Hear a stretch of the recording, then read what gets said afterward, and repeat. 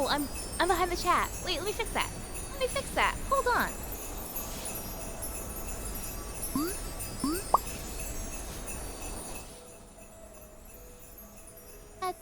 Let's see.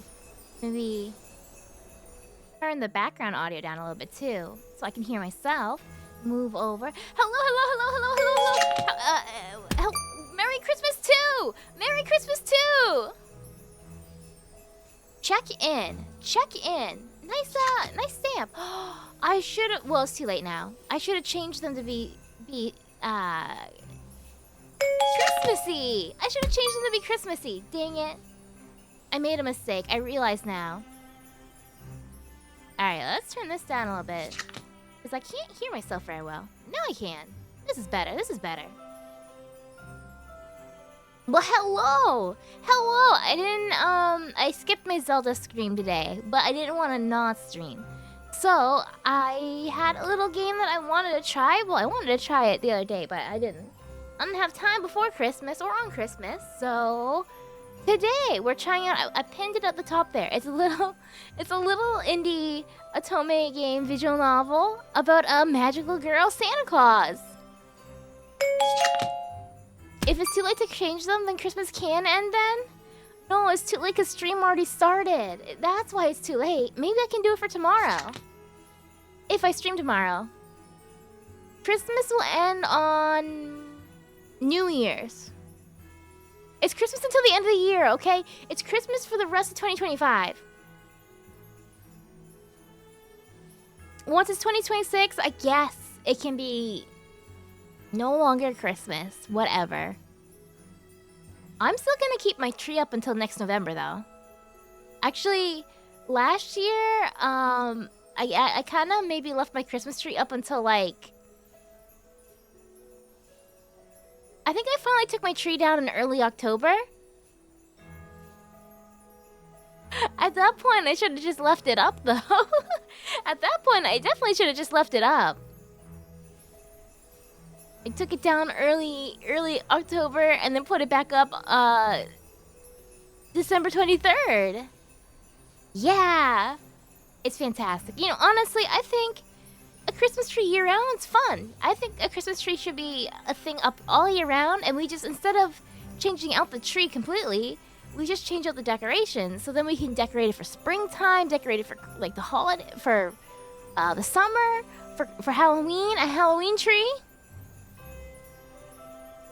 Yeah, save time and money by changing it for the season. A Valentine's Day tree. And then I guess I do have to start getting more ornaments and things for the rest of the year. Also, having the lights going. I mean, like, LED lights don't take as much. I have a fake tree. Also, if you have a real tree, don't leave that up for several months because then they dry out and that can start like a fire. And then the little needles can get stuck in your toes and it hurts when you step on them. So that's a good idea, Lamau. A tree for all seasons. Are you saying that like you haven't said it a million times before? You saying that like it's not what we did unintentionally last year? This year? Last year? Whatever. Maybe I'll put my... Okay, so but when is the right time to put the Christmas tree away? I actually don't know. Is it like... Some people do like what? Like mid-January? Some people do like the day after Christmas. Some people do like New Year's. I don't know because I'm not one of those people. I just do it several months later because I kept forgetting. I tell myself every single day from the day after Christmas, like, oh, I'll do it tomorrow. Nah, I don't. I'm terrible with that. Big surprise. A big surprise. I forget to put the...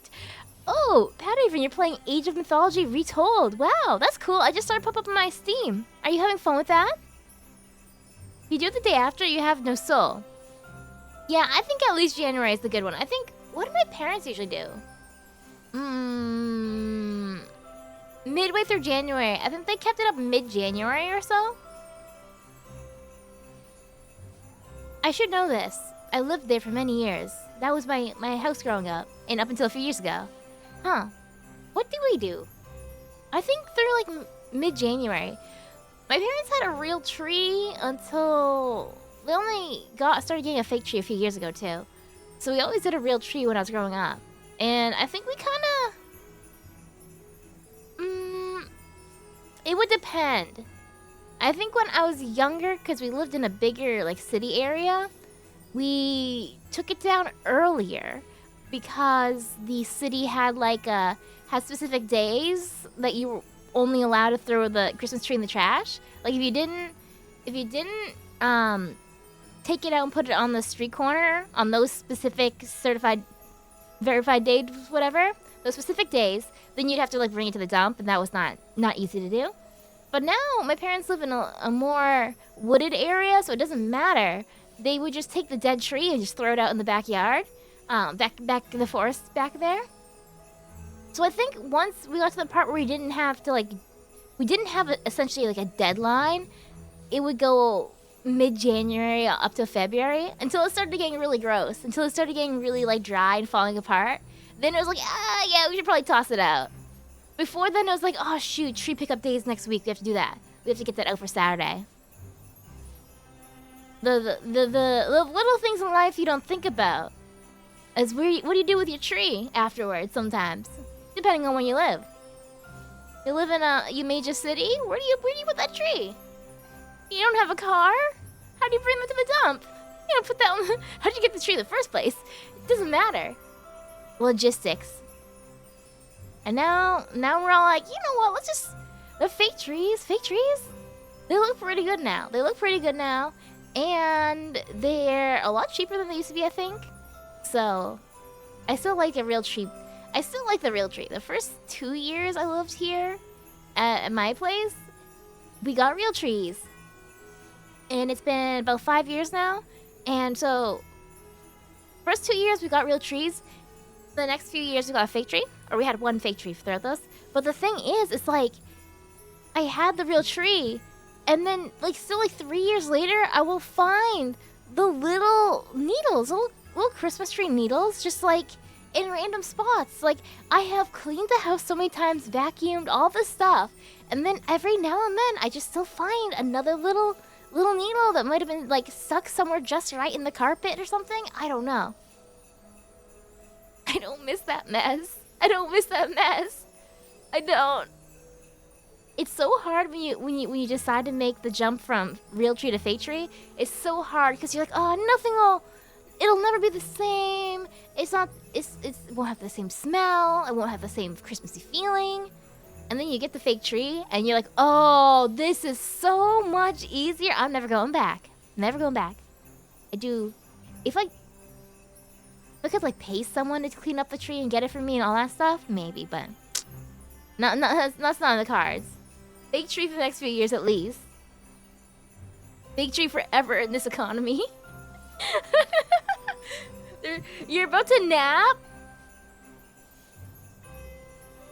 Good morning, nap. Fish. Oh, the fish is still right on my face. Let me just move over a little bit. I think I noticed, I was looking at my VODs the other day, the tracking on my model, it's not a huge difference, but it's definitely a lot smoother with the new phone. I didn't think it was going to make that big of a difference, but it does. The chicken's in the corner properly. Whee! I like this hat. I also, as much as I was talking about, like, okay, I don't want to be, I don't want to put in all the effort of cleaning up the real Christmas tree. That will also apply to my OBS overlay, where I put all this effort into, wait, why can't I move over? I'm stuck. There we go. I put all this effort into setting up the little Christmas room here, and I don't want to put it away. I don't want to clean it up. Now we just need the eye tracker to see where the focus goes to. Where it puts the dot on the screen? I feel like you can tell where my eyes are most of the time. It's just like yeah, no. If I'm looking straight ahead, I'm looking straight ahead. If I'm looking right, yeah. Yeah. Yeah, that. It's good, it's close enough. Yeah, where it puts like the exact... Wait, what would I be looking at? You'll find out how often I just like stare at the ceiling midstream. I'm just like, You know what I noticed a lot? I mean, part of it might have been the phone tracking, but when I focus, I've noticed this in my VODs. When I start focusing on a game, I just sit there with my mouth open. I'm just like, I can't think with my mouth closed. Apparently, I need to have my mouth open. Gamer mode is scrunched up like a shrimp, with my mouth open, all slack jawed, like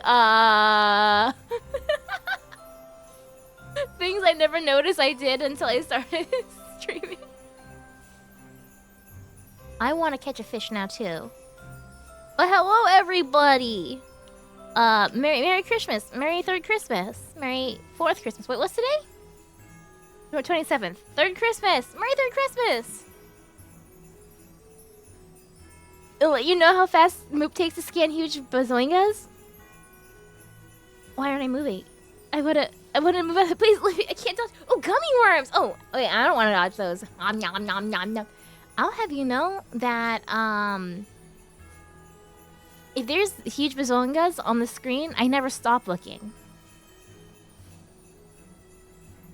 Why would you stop looking at them? It's fine. We're gonna accuse Moop of being no better than a man, but finding out she's deadlocked in a random corner of the screen for 2 hours. That's actually the more accurate. It's just me looking at chat the whole time. It's like I don't even care about. I don't care.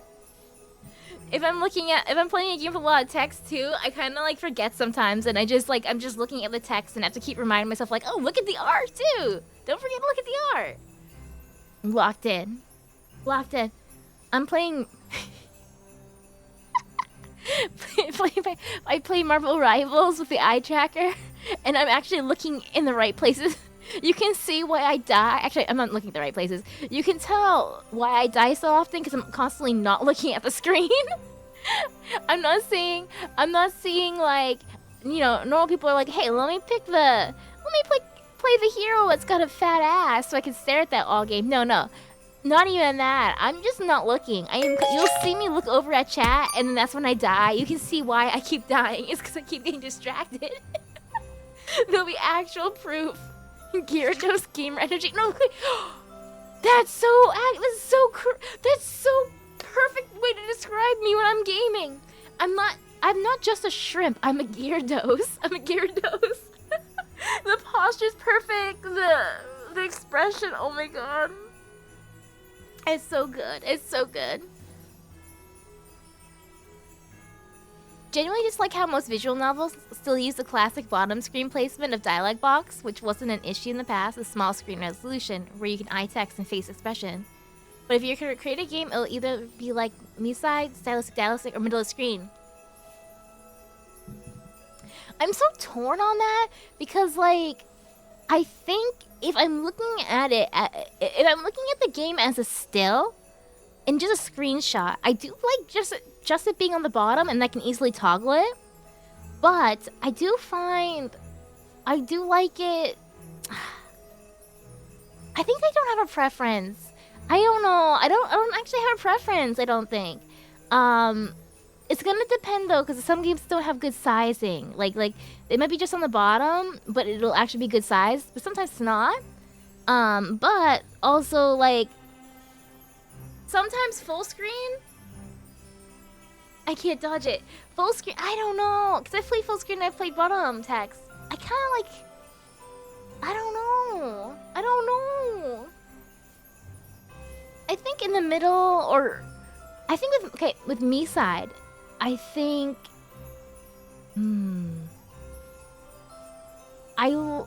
it was too stylistic for me. I did like in theory I liked it, but sometimes it was really hard for me to read because it was jumping all over the screen and I didn't know where to look sometimes. I didn't know where to look. I also didn't, because it was 3D. I also had that issue of being 3D, so she's talking the text on the screen and I turned to look at something else and I missed what she said because it's popping up behind me. But that's more for a 3D game.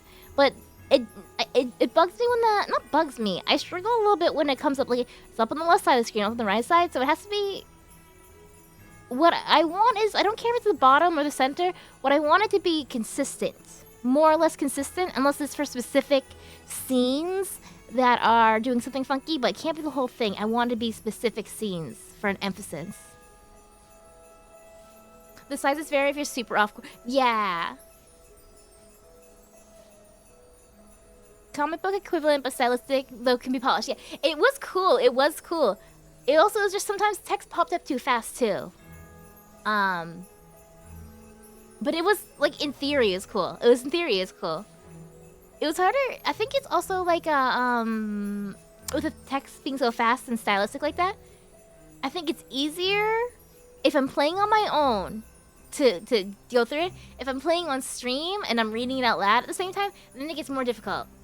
Which is just more of a streamer struggle than the game struggle, than playing the game struggle. I'm really like trying to like think through my brain of games which I've played of different placements or visual novels, what I like best. I'm like definitely much more used to the bottom screen, but I don't know. I've heard people talk about it. I've heard people talk about have that complaint, criticism, whatever. But it just never really stuck for me. But I also understand the reasoning for it. You like the little meter where text just drops off slowly. She was so depressed. Oh my god, yeah, those little things are cute. Yeah, when it's not every line stylized, but certain ones, I love that. I love that. But it does depend on the screen. I'm trying to think. Because I've been playing, I've actually played I've played more visual novels lately on my computer, which has a smaller screen. But beforehand, I was playing them mostly on my PlayStation, so I had the big screen. But even then, Sax Raiders, hello, welcome. Happy Christmas 25, 26, 27. Christmas 3. Every time I say it, I have to do the math out again. Trans rights raid for the cabaret. Welcome, everybody. Just in case anyone doesn't know, let me introduce myself. My name's Scarlet Gems, also known as Moop. And... and that's how we write welcome. That's how we write welcome around here.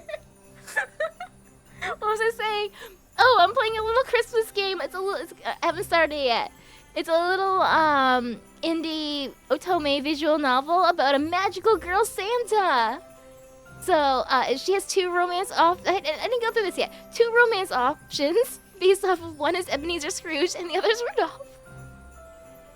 Human eyes, of course. But it looks cute. It looks cute, so I wanted to try it out. It's pretty short, I think. How's the cutest elf this side of Twitch? I am holly jolly and very merry. I just came back from a little family Christmas party, actually. There was food. I love food. That's all I'm gonna say about it. There was food.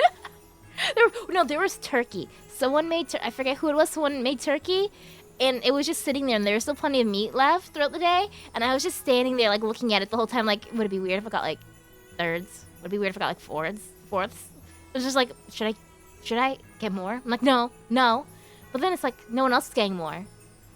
So at the very end, before I left, I grabbed a little bit more. But still, it's like the I wanna be fair to make sure everyone got turkey, and it wasn't my turkey in the first place, because maybe the turkey maker wants to take home the leftovers. But I love turkey.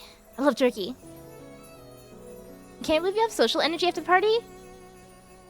That's because I wasn't social. I just stood there quietly for like 3 hours. It was great. I just stood there quietly. It was more Patterson's family than mine. I'm standing there like, I don't know these people. I know those people kind of, but I don't remember their names. But I've met them like 3 times. And then there were a lot of children running around screaming, but they were kind of cute. It's kind of okay.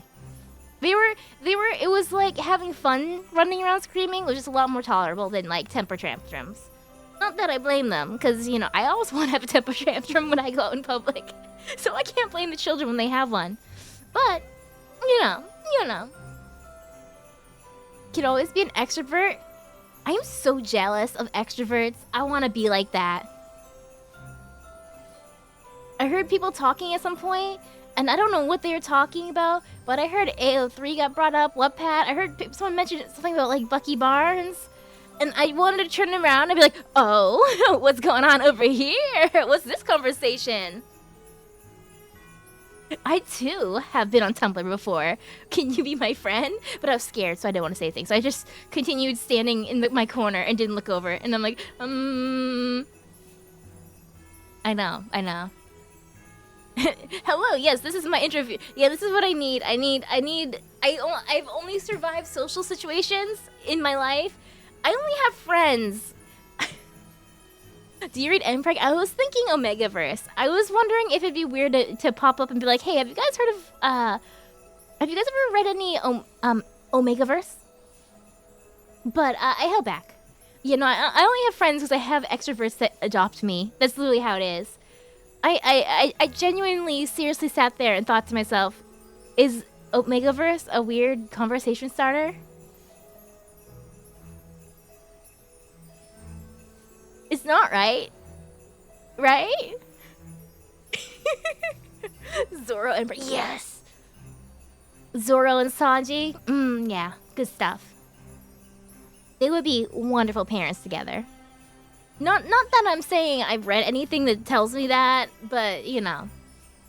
They would. They would. If you're at a furry con, it's probably fine to bring that up. Good to know. Getting tickets to a furry convention just so I can talk about Omegaverse. It's okay to think on it. Just know that there's thoughts never to act on. Oh. You're saying that's one of those ones I shouldn't act on? I think my problem is, that certain people in my life pattern have a very interesting way of communicating with people, and that has skewed my sensibilities at times. Lack of impulse control. I told Patterson that I'm playing a game about Santa Claus, and he just said, quote, "I want to fuck Santa Claus," quote, and walked away. This is what goes. This is how conversations work in this house. This is how conversations work in this house. In those contexts, you have to listen from a distance to be sure any AO3 mention could easily be preceded by "my weird daughter keeps talking." True. I think that I don't know how old those people were because I didn't even know their names. I think they're closer to my age though. So, I don't actually. I guess if I had kids really like right out of high school, I could have a kid who's old enough to read. I was gonna say, I don't think I'm old enough to have kids that can read, but I guess now I am. I'm old enough. If I had it really young though.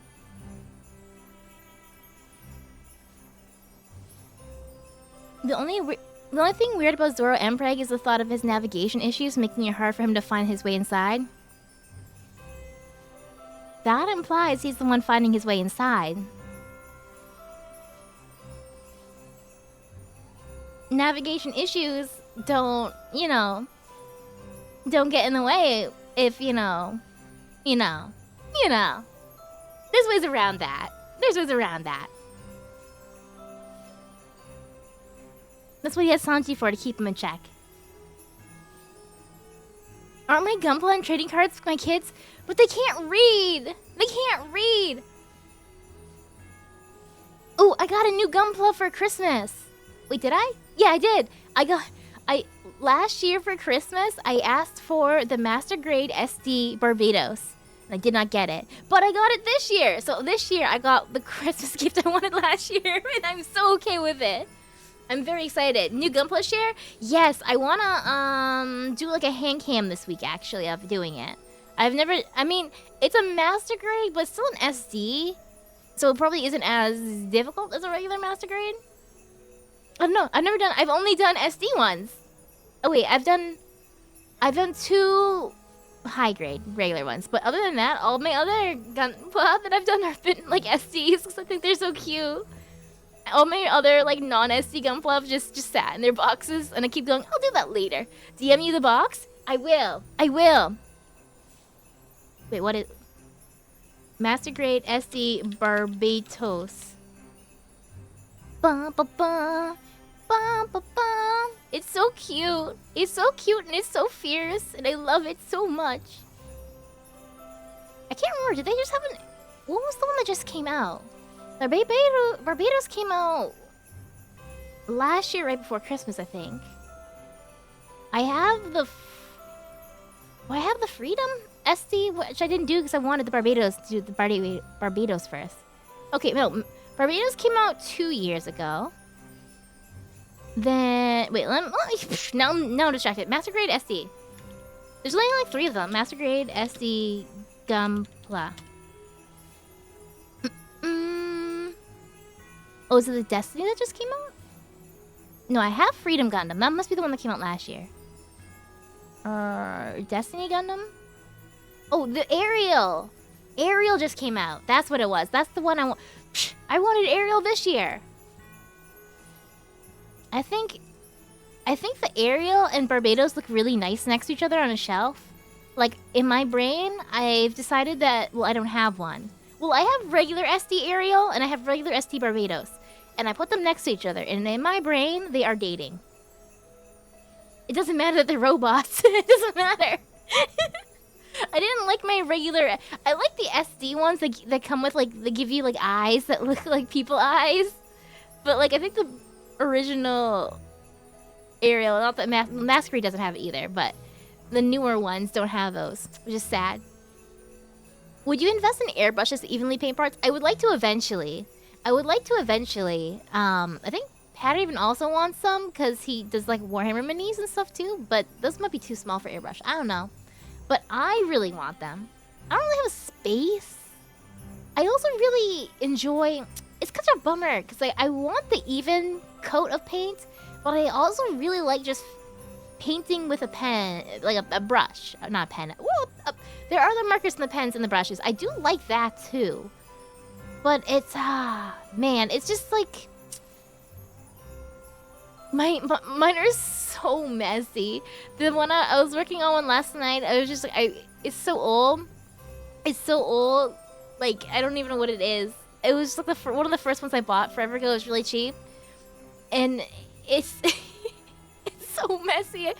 I'm working with like a marker. Yo, is that the area? Wait, it's so cute. And then you have the girls in front.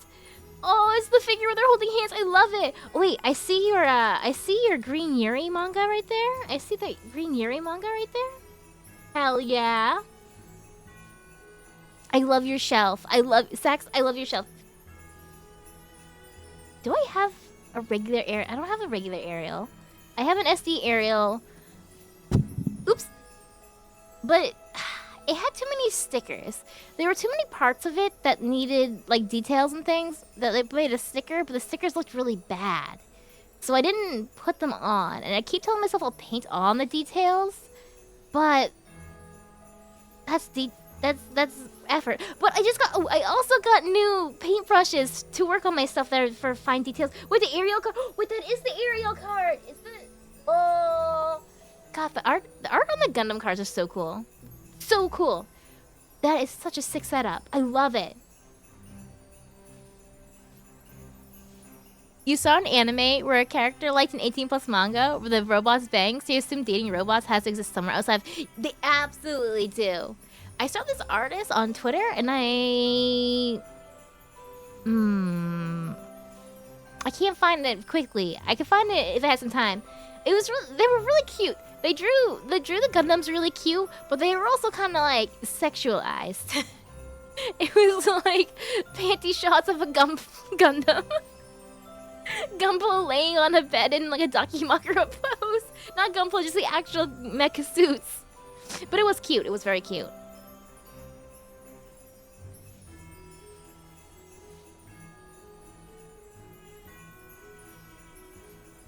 Let me check up here.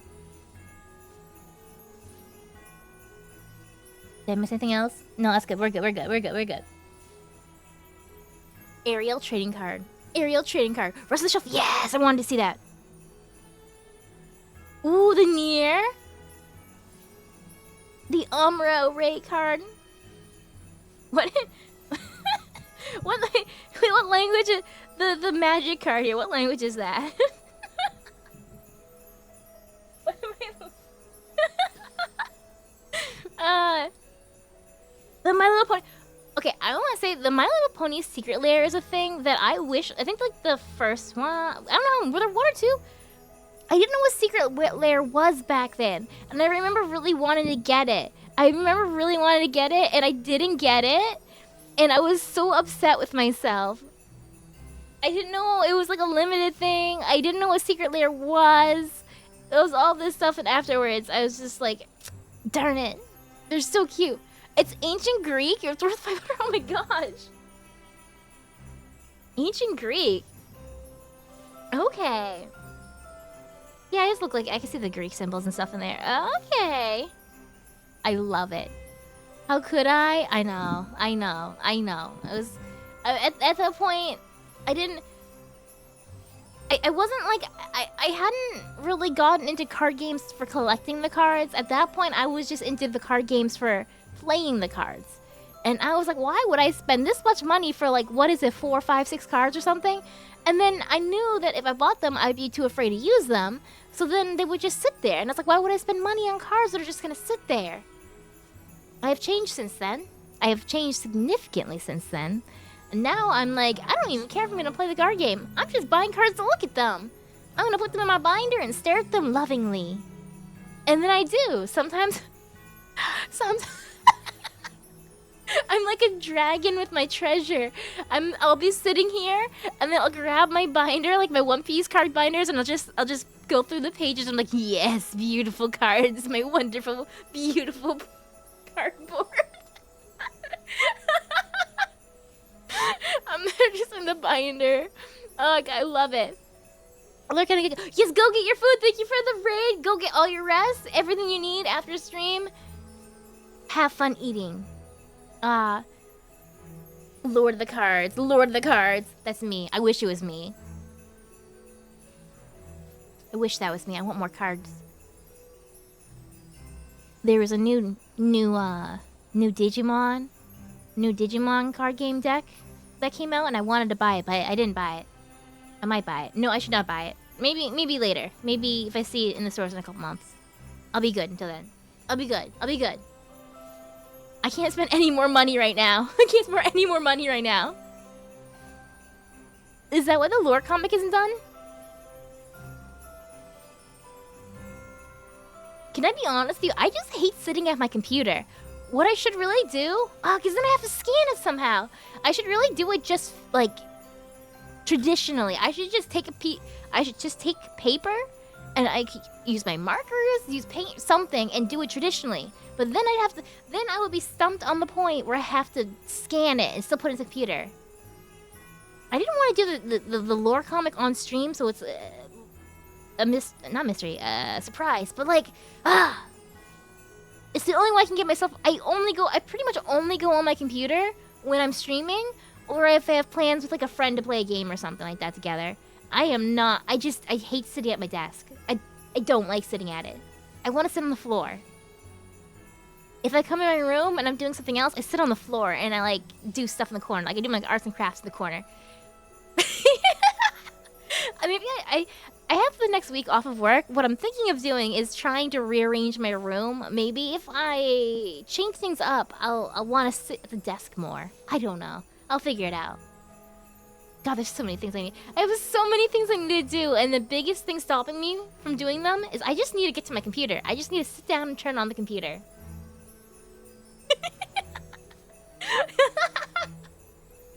I should get an iPad that I can do digital art on the couch. Whatever. It'll happen eventually.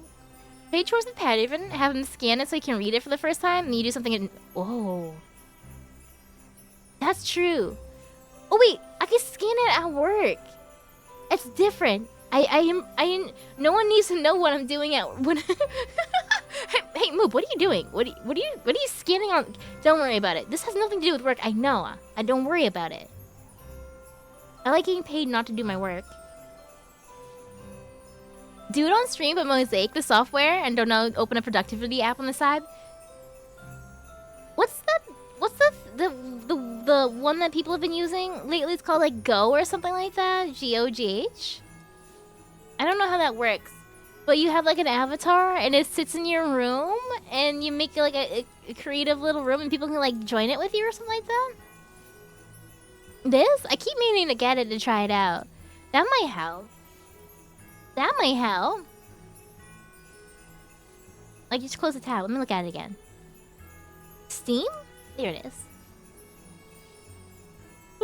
Focus with your avatar is a multiplayer online focused game for work. Customize your ideal workspace and cute avatars. Gather in each other's rooms and focus together. Timers and to-dos, lo-fi music, and beautiful ambiance make desk work more fun.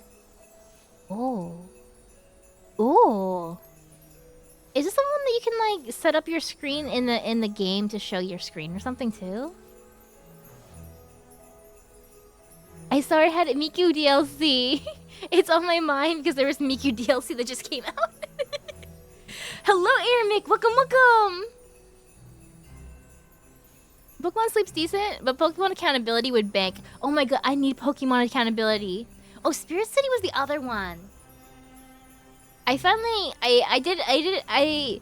telling myself that I'm gonna do the chibi model off stream or finish it and stuff, but I realize it's not gonna happen. So I am this week gonna. I still haven't. It's been so long since I opened up the folder. There's like one or two more things two small things I had to do, art-wise, before I could start rigging it. So I was gonna do a stream this week, hopefully finishing up the art, at least the main part of the art. I think I just need to do a couple toggles or something, and then I did the glasses. I did the hand wave. I got the inner mouth. I don't remember what's left. There's something left though, which is why I didn't start rigging it. I think I've been wanting to redo the eyes. That was the thing.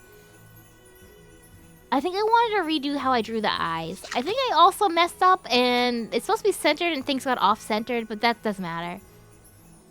But I have the two main outfits. I don't know. But anyway, I have the week off of work this week, so I'm hoping to do a few streams to start working on the chibi model and actually work on it. We'll see how that goes. What'd you get for a fish? Jellyfish plushie? Hell yeah! What if I go back to like a normal size? I kind of liked being really big up in the center though. I felt powerful. I know, work IRL, I hate that. I wish I didn't. The soda can is right in my face. Yummy! You're so full. Did you eat a lot of food too? Wait, wanna feel old? Yeah, no. But yes, tell me. Play Dispatch? I do want to play Dispatch. 4 years. 4 years. Holy shit. 46, 48 is 4, right? Dispatch is great. Does Dispatch play? How is the? Is it like a Telltale game? Is it just like a Telltale game where you make your choices? I saw there was penis in it. I do mean it. How much is it? Is it on sale? I feel like I had not heard about Dispatch. Okay, it's not like a really expensive game. Okay, I hadn't heard about it at all, and then like the day it came out, and then it blew up, which is funny. I do have it on my. It's like a Telltale. Okay, I like the Telltale games. I've played most of them. I think I didn't play Walking Dead because I don't, or the Game of Thrones ones. I didn't play the Walking Dead or Game of Thrones ones because I haven't read or watched either of those series. So I didn't know if it would be a spoiler or not. I love the Borderlands one. Borderlands, Telltale, the first. Oh, I haven't played the new Telltale Borderlands. I forgot that existed. I don't know if it's any good or not. The first one though was really good. I really like that. It's great because the company were ex-Telltale staffers with a passion. Heck yeah, no, I love the Telltale ones.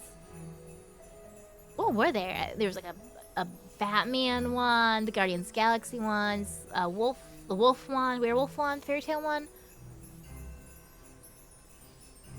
and other ones. Anyway, They're just interactive movies, and I love that. Just like a visual novel is an interactive book, the Telltale games are like interactive movies, and I love that. Bum, bum. But it's been almost an hour, and I think I want to start my game.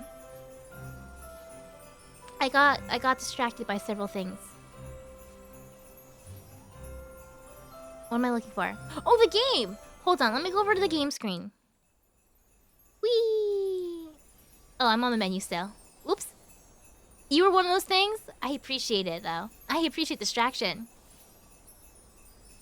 There's a running joke where a character's power removes his clothes, but I think it's auto. Damn it! I don't want that. Alright, so... we'll see where I'll be on the screen once the game actually starts. It's the age-old problem of I block the text on the screen. We'll see. We'll see. Interactive movies where you get to watch how much my choices will cause the protagonist to crash and burn. Yes! I like, it does have the one, does it still do the, like, so-and-so % of people have chosen this, right? Those kind of stats? I love that. Alright, let me close that for now. And then... It's not closing. Then I'm gonna turn this on. And then start the game. I pinned the link to the game. It's just a little otome game, indie, visual novel made by Tenshi Dev for the Cozy Christmas Romance Jam. I don't know. It popped up. It popped up on my Twitter last week. It popped up on my timeline last week, and I was like, oh, I have to play that. Are you not listening with headphones? Are you just playing? Are you just watching this stream just out loud?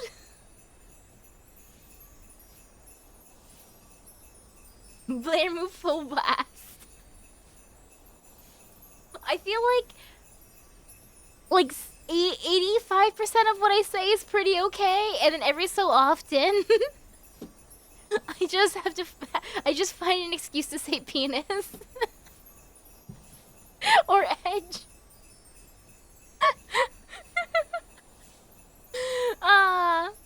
Anyway, gaming, cute. Let's see. Let's read the description here. University student by day, champion of justice by night. Santa Claus is coming to town. Every December, university student Noelle gains the power to transform into Santa Claus. Her mission is to bring joy to the hearts of children all around the world by protecting the workshop in the North Pole and delivering gifts to every child on the nice list by Christmas. There's only one problem. She's stuck doing a supplementary winter course with her best friend Rudy to improve her grades, while trying to stop her mortal enemy Nez from sabotaging Christmas. Yeah.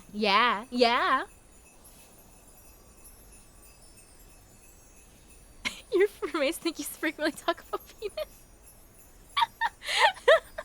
It happens all the time. No worries.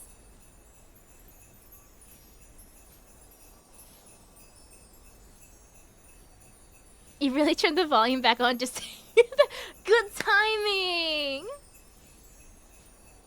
I always love when I say something particularly strange right as a raid comes in.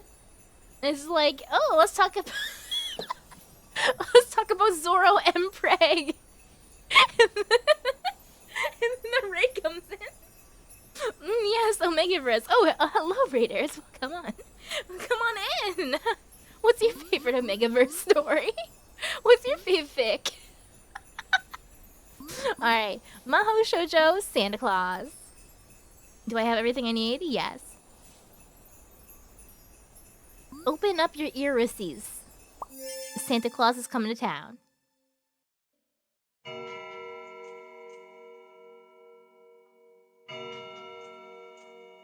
Emergency. The workshop is under attack. Emergency. What if Tim Allen's Santa Claus was an Otome game? Bum bum bum. The worship is under attack, you must hurry! I startle awake, blinking the sleep from my eyes. Moonlight spills through the window, painting my dorm room in pale silver. Sage? A familiar turkey! I thought it was just gonna be a regular little bird, then I saw the little nose thing. My familiar turkey friend hops around on my desk in a panic. We can talk again. That means it must be December 1st. Around here, we don't check the dates by, looking at a calendar. We check the dates by if my pet familiar turkey starts talking again. Oh, go.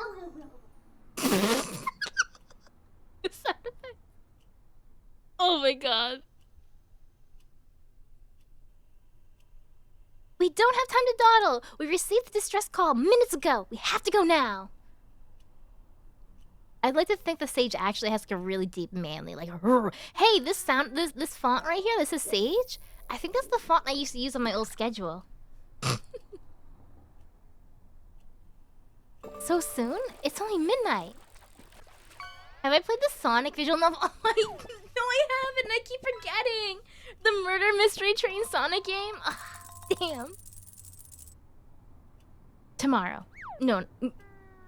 Maybe. No. Eventually. I've never claimed to be a Sonic fan in the first place, so I can't be a fake Sonic fan. Ha, take that. I need to get back to Sonic Adventure 2. No, Sonic Adventure.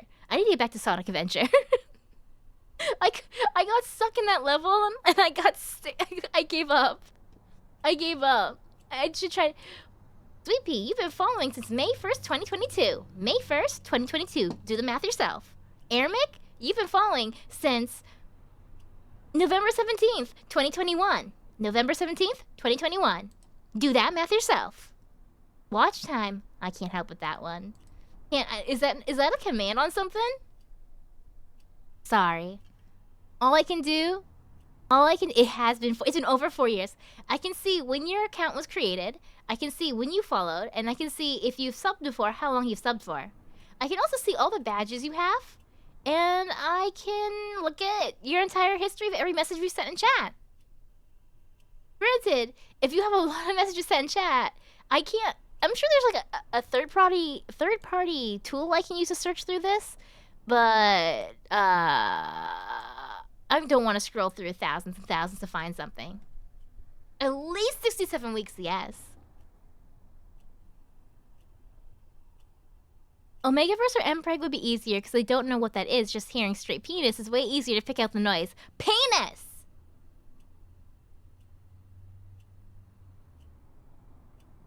That guy, he's fast this year. I fling aside the sheets and stand, summoning my magical candy cane. The air in front of me glows. The faint outline of the candy cane forms, then dissipates. My powers must still be warming up. She's like a little kid. Alright, tell you the 420th message you sent. Well, I can see, let's see. Oh, it's not loading properly. Let's scroll back up here. On December 20th, 2025, at exactly 12:11, you wrote, 3 more hours of work, and then use the sad cry lazy move emote. That's the best I can do right now. Noelle, did you forget the rule of Advent? Ah, that's right. The rule of Advent. Santa Claus must commemorate each day of December with something cute, whimsical, or wacky.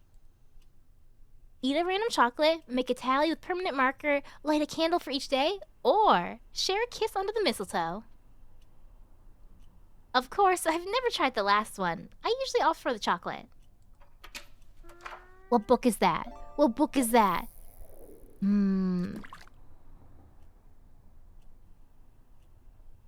Oh, there's no chat on the screen. Hold on. I realized that the other day when I was doing the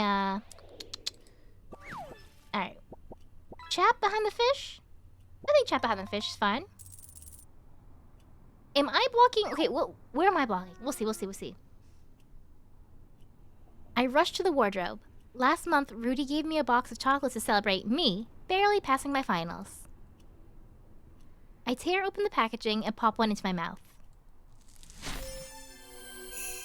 Is this Yuri? No, it's straight. But it's still cute. It's still cute. But hello, Pyro. Whimsical? Whimsy?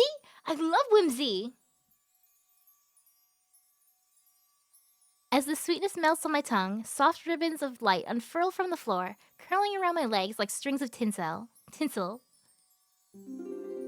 The magical transformation scene? The leaves, the outfit. Oh my god, that's so cute. I saw the devs post yesterday or today about adding more CGs to the game or something like that. More art. I don't know if it's for into the game or they're just posting it on social media.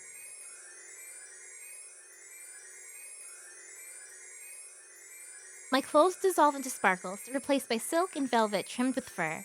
Bows bloom from the light. A crimson skirt flares outward like poinsettia. The candy cane finally materializes beside me, glowing bright red and white. I reach out and it snaps neatly into my hand with a satisfying charm. The Santa hat. Hello, Butterzilla! We're still celebrating Christmas around here. I love how it says, it doesn't say Noel anymore, it says Santa. Oh, you can see my cursor, hold on. Let me hide that. Because then you just see me doing this the whole time.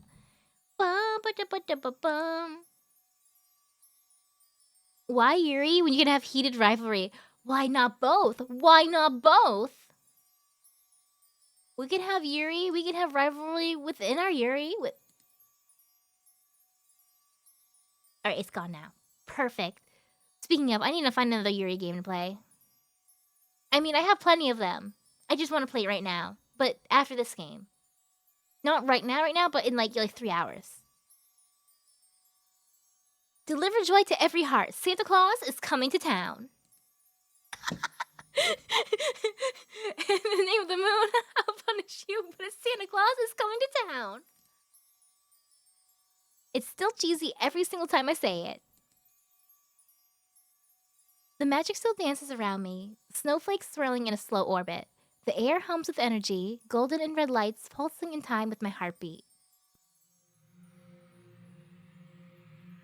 I twirl the candy cane in my hand. A teleportation circle forms on the ground beneath me. All right, Sage, let's go.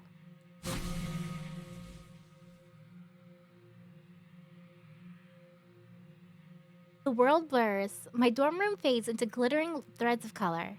For a heartbeat, I'm weightless, suspended in the air, and the world goes white. Oh, right, Caught in Your Web. I do want to play that one. Actually, I have that download. I do in fact have that one downloaded. I've been waiting for a good time to play it. Which really every time's a good time to play it.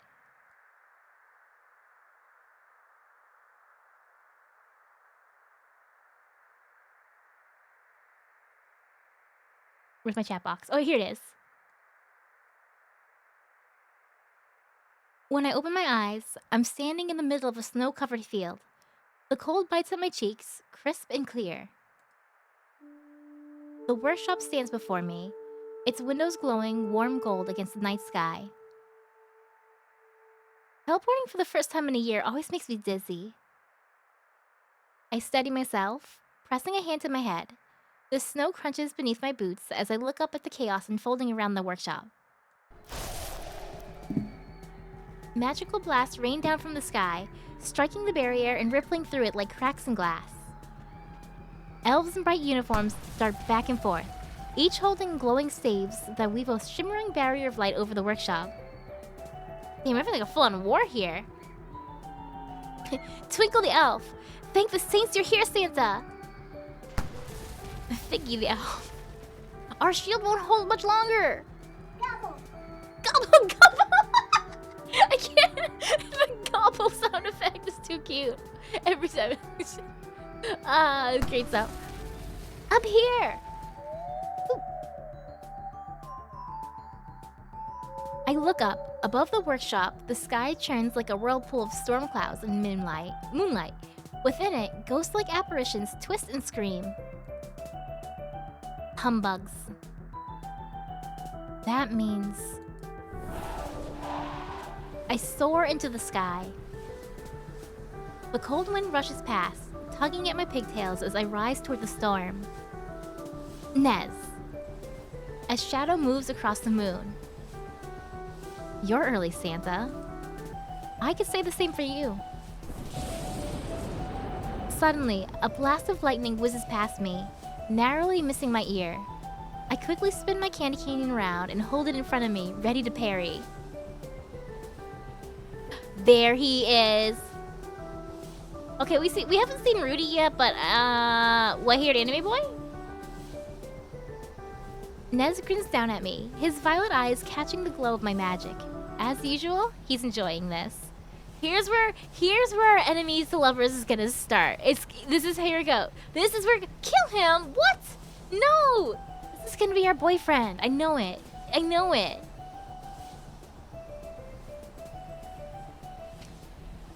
Thanksgiving magical girl have a pumpkin, and then if they do, what does the Halloween themed magical girl have? Thanksgiving themed magical girl is I think she would be like pie themed actually, like an apple pie, and then Halloween's the jack-o'-lantern.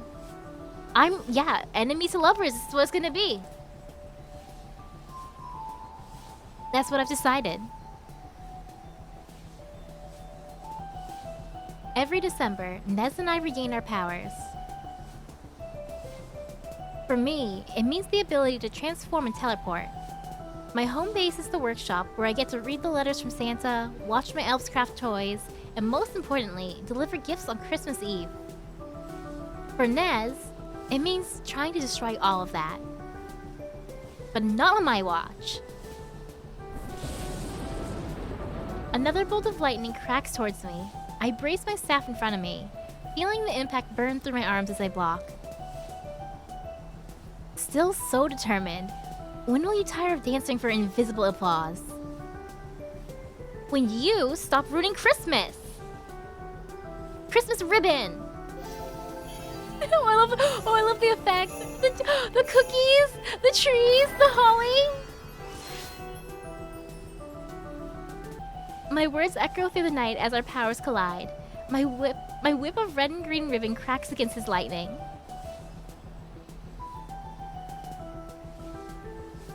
Don't kill him. Take his powers and force him to have the I'm weak. What do I do? He loses his powers and he needs someone to console him? Ooh.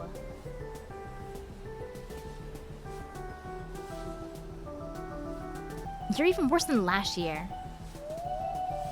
He flicks his wrist, sending a flock of humbugs straight towards me.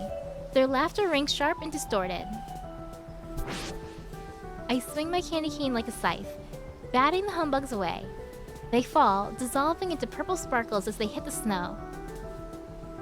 That's enough, Nez. Go back to the South Pole. Oh, is this a territory roar? That would be boring, wouldn't it? Let's see you block this. A massive sphere of lightning forms above his palm before hurtling towards me. Move this over here, and then put this here. Perfect.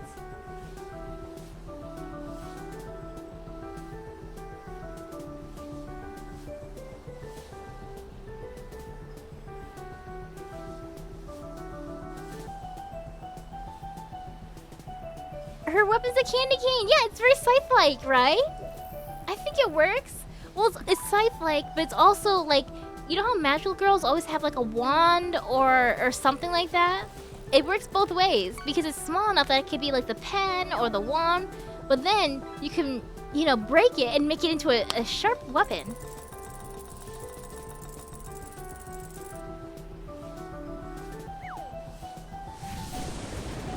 Count Quackula. I duck sharply, the blast tearing past and slamming somewhere into the ground below. There is a loud crash, but I don't have time to check what it hit. I just need to hold out until he runs out of mana. That is, if I don't run out first. And then she ducks. Count Quackula was just a warning for her to duck. Nez's strength is in long-range attacks, whereas I specialize in the opposite. For my attacks to be effective, I must close the distance between us. Time to play offensive. This is, you know the in Tsukihime, the fight between shit, what's his name? Ark and oh my god, the vampire, the icy vampire. I can't remember his name anymore. I've blanked. Anyway, the icy one. This is that fight. This is that fight right now. Let me just hide chat for. Let's just hide chat for a second so we can see this art. Admire it. Admire it. All right. I surge forward through the air, readying another spell. My wings fight against the blizzard Nez has created. He glides toward me at the same time. Magic ignites between us, filling the sky with red, white, and violet light. My candy cane slams into his arcane shield. The sound rings like glass under strain. His shield flickers. For a second, I think I've pushed him back.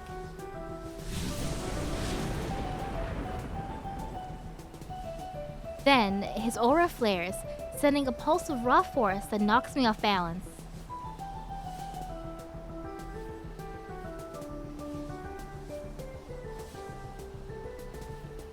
You thought this was a bit was like, yeah, I know, it's getting pretty intense. This is literally just like the Tsukihime fight. Bolg? No, what's his name? Oh, it's gonna bug me. I guess I have to go play Tsukihime again. Remake.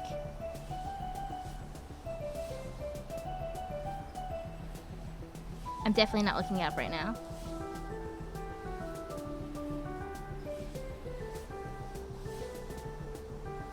Why is Santa so cute? Santa's always been cute. Have you never heard the song Santa Baby?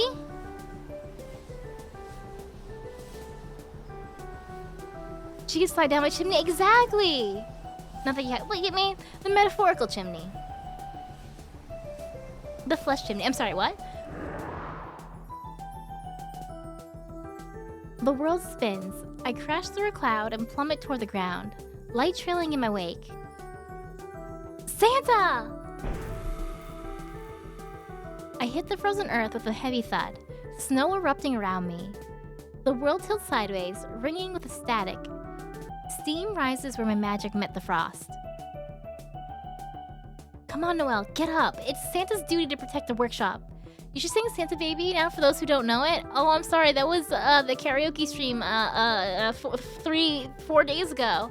That was Christmas Eve karaoke. Unfortunately, that already passed. I already did it. I already did it once this week. Can't do it again. That'd be just too repetitive. I plant my staff into the snow, using it to push myself up to my feet. I take one step forward, then another. The wind howls around me, swirling snow into glowing spirals. Lifting my candy staff, I summon what little magic I have left. A faint light flickers at the tip, before fizzling out completely. Come on, just a little more. I push off from the ground, but the air doesn't catch me this time. My boots sink back into the snow with a dull crunch. Out of mana already? Whatever. I'll deflect his attacks manually if I need to. Above me, Nez floats effortlessly, lacy clothes rippling in the icy wind. The storm clouds swirl behind him like dark wings. We're finished. He raises his hand, and then... Well, isn't this inconvenient? We're both out of mana. Is he really, or is he just saying that? He sighs, brushing a bit of frost from his shoulders, as if the whole battle had been nothing more than an annoyance. I like the X, or his just earring in general. It's like, it's hard to see, but it's a chain that goes from the bottom up to the top, but then it's like an X. Very cool. Enjoy your victory, Santa. I'll be back before you've even hung the stockings. Whew. I mean, it could have just been a draw. With a faint shimmer of violet light, his figure fades into the swirling snow. The sky falls silent. Falling apart would be completely different. For a moment, I just stand there, catching my breath as the elves rush toward me. Their expressions are full of both relief and concern. Santa, are you alright? That looked like a bad fall. Poppy the elf. Do I get to see them eventually? The barrier's stabilizing now. The elves are checking on the sleigh. The blast hit it quite badly. Santa, you nearly got turned into a holiday leftovers. You were fighting too recklessly. Thank you, Sage. I like how Sage is on the candy cane. I'm kind of blocking it, but look around the candy cane there. You're so cute. I haven't fought in a year, Sage. I'm still getting used to it again. I look up at the sky, the last traces of Nez's magic fading like smoke. Nez has gotten stronger, but I don't think he was fighting seriously. What do you mean? He's holding back. Maybe he's plotting something. He's in love. He's in love. I've seen enough stories where the... Oh, I read... What was it called? It was... I read a Yuri manga the other day. And it was like... kind of like a Super Sentai type hero with the villain. And the villain won the fight. But as the villain was about to strike down the hero, she saw her face and was like, "Oh, she's beautiful!" And then they fell in love, just like that. You fight your enemy to the death, but when it comes to the actual death part, you realize you don't want this to end. You don't want it to end. Your endless entanglement of battle. The thought sends a shiver down my spine. Whatever he's planning, it's only the beginning. Wait. My heart sinks. Oh no. What now? I'm gonna be late for class. You just fought a magical battle for the fate of Christmas, and you're worried about attendance? Professor Scrooge deducts marks for Professor Scrooge! Deducts marks for tardiness, of course. Pretty sure we can't finish each other off because we need to finish each other off later. You're right. Because this is too much fun. It covers everything from Batman to Sonic. You're so right. That's why the Jokers let Batman live this long. Is Batman and Joker toxic yaoi? I sure hope so. I knew letting you continue school was a bad idea.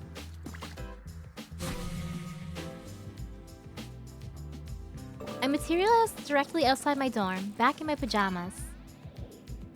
Pajamas with a Y.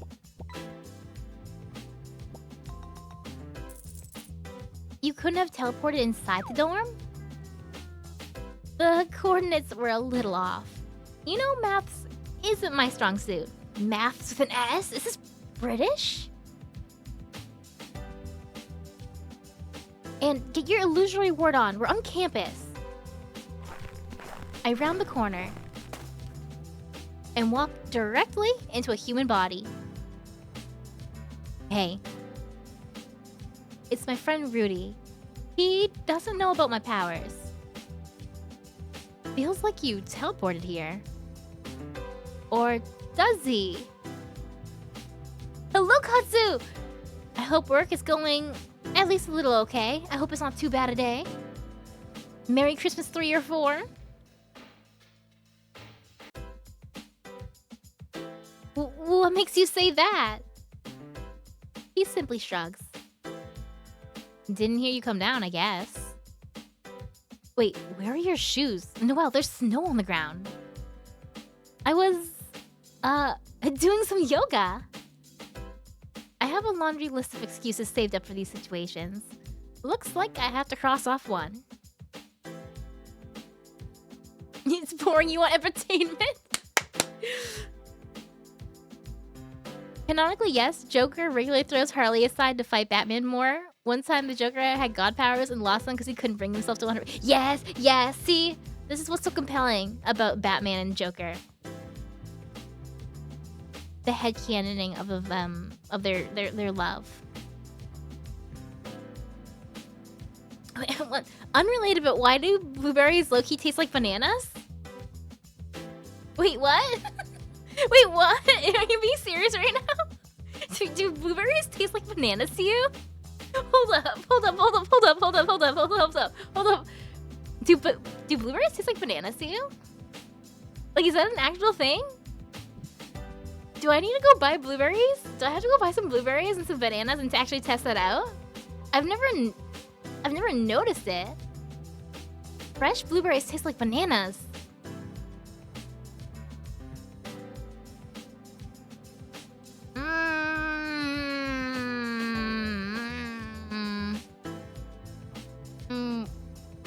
I don't think I've ever noticed that. I don't... Alright, hold on. I want to give your answer like a true... I want to put some real thought in this. So I'm going to put some notes down for me when I go to the store tomorrow. I'm going to get blueberries and bananas. They won't be fresh though, because they're kind of out of season. But I'm still going to try. Blueberries. And bananas.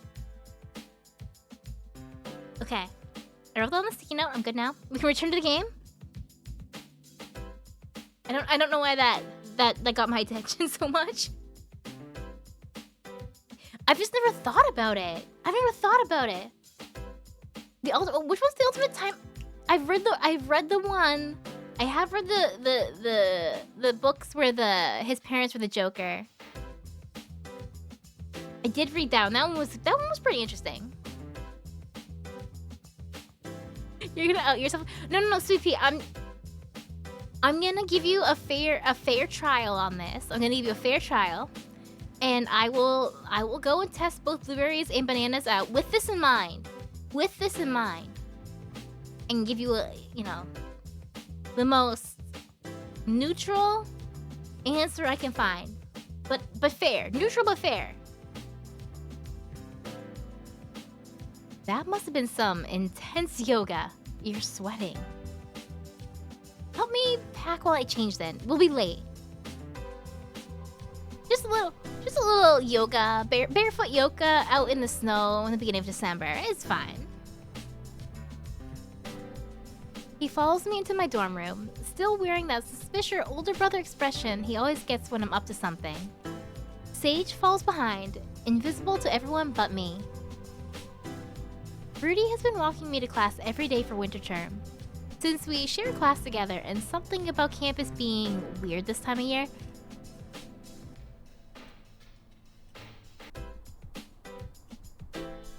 Class 1 South African blueberries by Berry. Wait, what?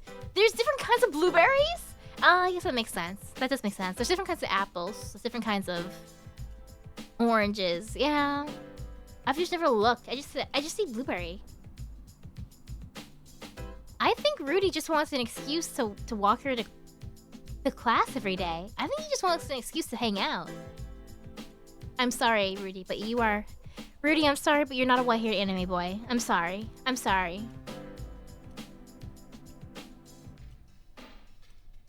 Campus is definitely quieter than usual.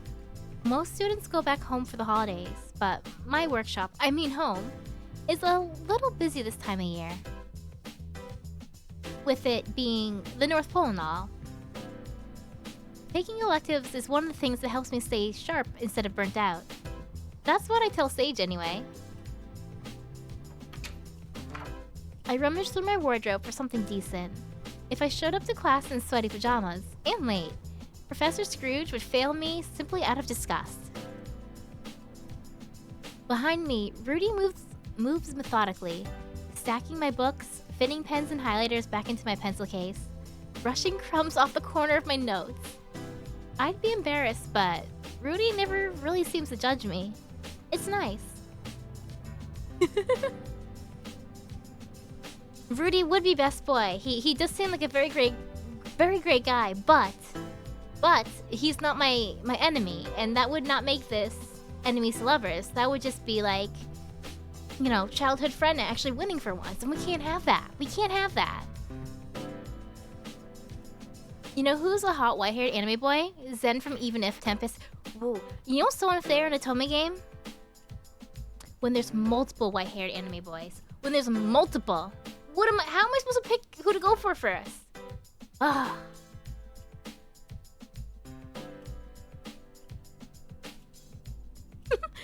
When I pull my top over my head, I hear a sudden choking sound, followed by a sharp cough. You okay? Me? Oh, yeah, I'm fine. the slight blush. Aw, man, poor guy. She's just changing in front of him, doesn't even see anything wrong. Poor guy. He's kind of like a Nikki. Oh, Giovanni from Nikki. Infinity Nikki. Oh, good stuff.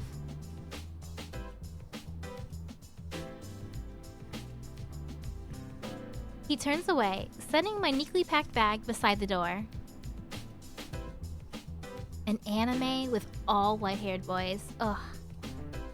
Would get all my money in merch. Hey, did you find my soliloquy and all of that? Rudy uncrumples a very crumpled piece of paper. This? Why'd you write a soliloquy? We were supposed to write an analysis on Hamlet. But the way he wants us to write is so boring. We're creatives. There's ads? Oh yeah, we're past the hour mark. That's unfortunate. Wait, did you refresh the page? I'm not supposed to have midstream ads, right? I have pre-roll ads. It's your fault, unfortunately. We need gender swap moop art. I drew some myself a long time ago. But, it's not good enough. It's not good enough. I can't show that. I keep meaning to get that though. We are? I snatched the paper from Rudy's hand, holding it dramatically to my chest. I drew it before I became a streamer. I used to just draw my VTuber's just my OC, but then I used to just draw on all kinds of outfits.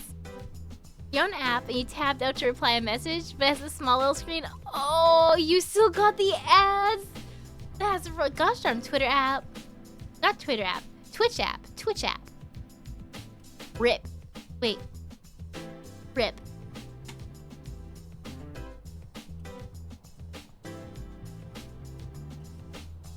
Hamlet, doth thee remember me? The poor Ophelia, misled, spurned and tossed aside. The mad Ophelia, her heart cleft in twain over lost love.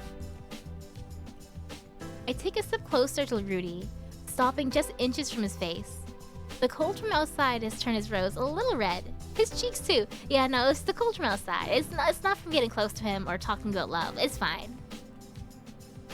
Get thee to a nunnery, you said. Did you think that bereft of affection?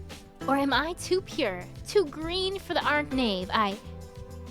Rudy, did you dye your hair? Wait, what?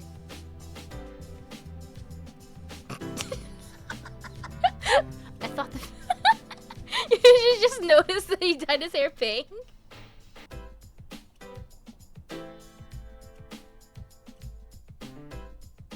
Double Clark Kent action? What do you think is a better ship?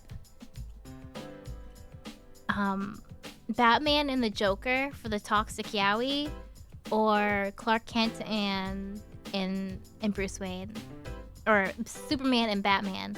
Because I don't know. Normally I'd go for that toxic Joker, but I think my heart's always been set on Superman and Bruce Wayne together. I think I've always been set on the two of them. That's always been my favorite. I really don't care about Lois Lane. What really matters is the relationship between Superman and Batman. And that's the only reason I read those comics.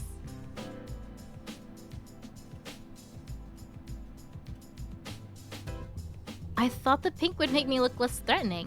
Took you long enough to notice.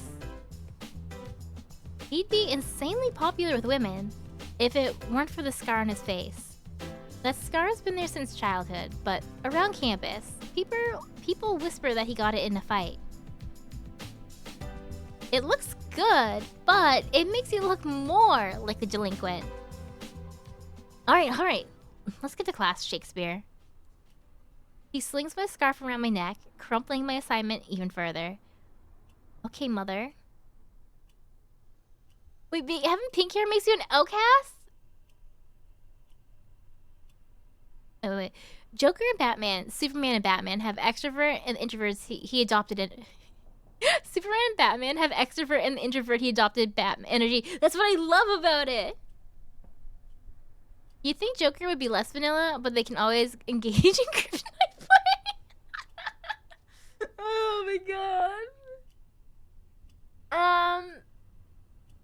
I think, was it one of the cartoons? The cartoon or comic where it was implied that, not implied, that Batman would just show up at their house, and then he showed up at a time where Lois and Clark were, you know, Batman learned his lesson about trespassing. Or did he?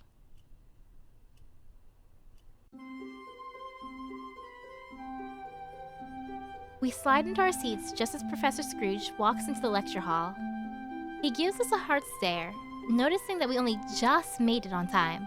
I return the look. Not today, Professor. Professor Scrooge is a young adult prodigy who got his PhD before he legally drank. But the way he acts, he might as well be 40. Oh no, our teacher is Nez?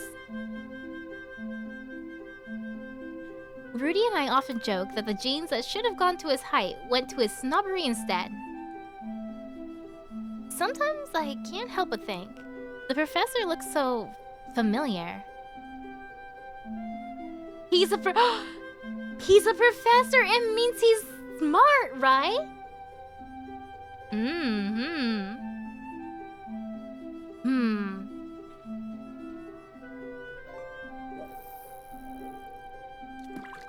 In the animated show, you're pretty sure Bruce checked out Superman one time? Good.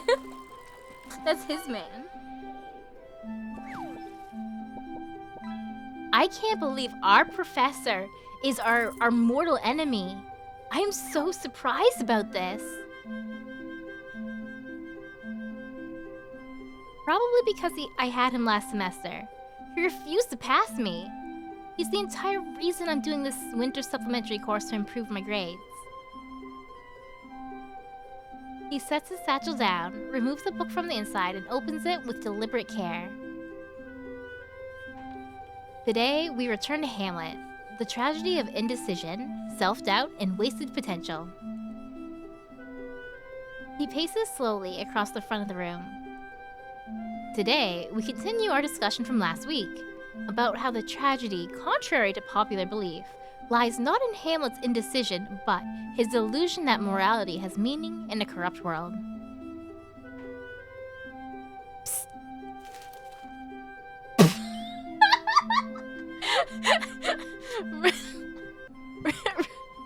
Rudy slides me a note with a crude stick figure of the professor and a speech bubble that says, my height is a delusion. This is gonna go so well for us. I've never seen anyone pass a note and it not go well.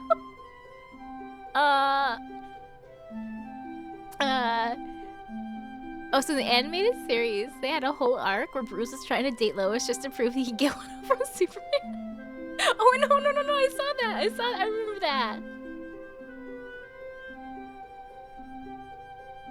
I fight a smile. Rudy's always trying to get me to crack in class, and the professor makes it too easy. I shouldn't encourage him. I scribble back. Don't be mean. He probably practices a speech in the mirror. That's not much better. Also, point out, he has glasses. He has glasses, not Rudy, but the professor has glasses. I hope they're real glasses and not fake glasses. I really hate when people have glasses, characters have glasses, and you just find out that they were just for like fashion or disguise, so then they take the glasses off and you find out that's not their character at all. I want real glasses. Rudy grins, then writes another line and slides the paper over. He fails even his own reflection. You know what's meaningless? This class. You know, tragedy thrives on misplaced faith. Like me having faith he'd curve the grades. Oh man, this is so much stuff. It's gonna get the... Noelle, you're gonna get in trouble. Before I can tell him to stop, a third note slides onto my desk. A stick figure of the professor now has horns and a tail with a new speech bubble. Feed me the souls of students! A snort escapes me before I can help it. Is something amusing, Miss Noelle? No, sir. Without missing a beat, he strides over and plucks the note from the desk. Oh, I feel so bad for him. Oh no, I feel so bad. He's just doing his best as a professor. He's human too.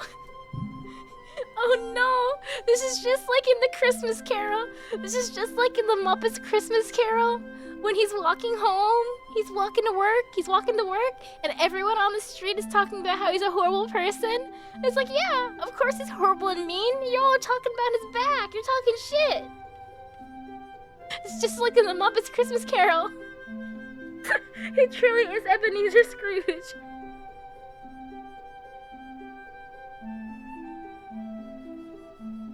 And just for your reference, the only Christmas Carol that exists is the Muppets version.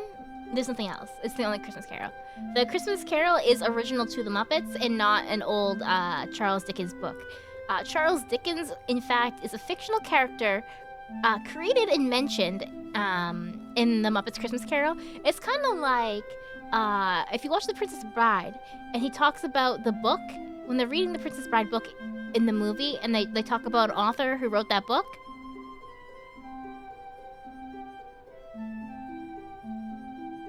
He blinks at it a couple times and then stay behind after class.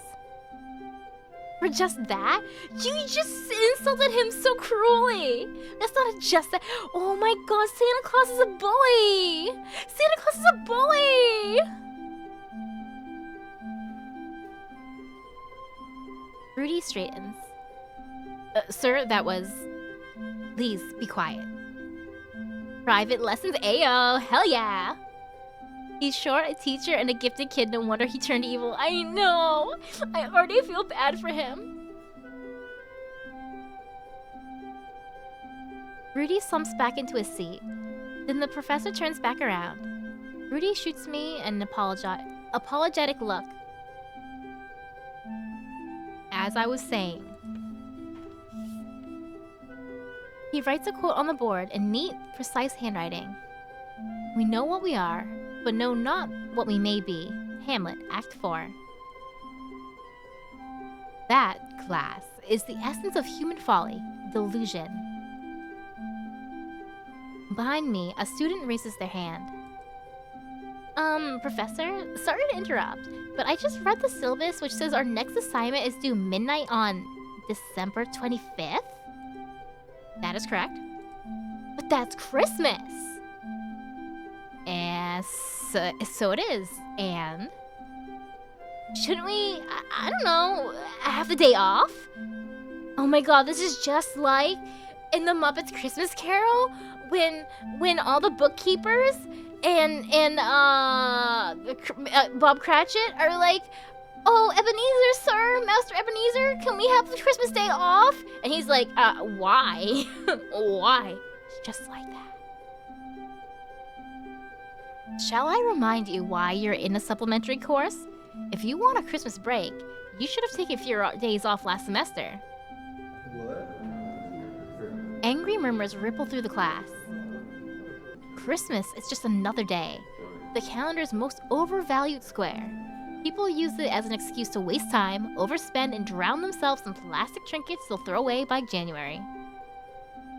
If you find yourself too distracted by Christmas sentimentality, submit your assignments early. Otherwise, I'll expect them on schedule. Okay, he does have a point here that they could do the assignments early. They could actually do the assignments early. It's only December 1st. They have 24 more days. He's not morally right, but he is technically right. An English major, oh my gosh, another story about an English major who sees no hope in the world.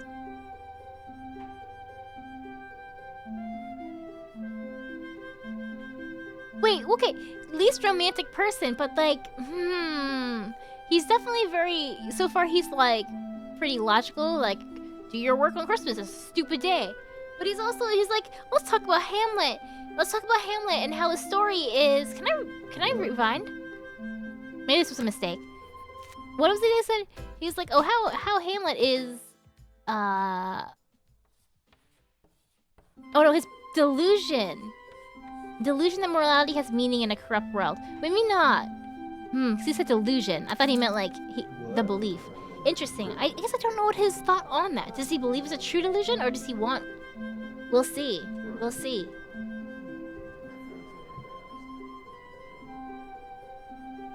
He adjusts his glasses, gaze sweeping the room like a hawk over prey. Now, if there's no further complaints about holidays interfering with your intellect, let us continue. I sink a bit lower in my seat as Professor Scrooge continues his lecture. Do you think the Muppets Christmas Carol, exists in this world? How can someone talk like that about Christmas? I used to think Professor Scrooge was just strict, but he doesn't believe in joy at all. Can't wait for the day to be over. How do you expect him to be in a decent mood after you were just bullying him? When everyone flies out of the classroom, I stay seated, watching Professor Scrooge erase the whiteboard. The silence stretches. I play with a loose thread on my sweater.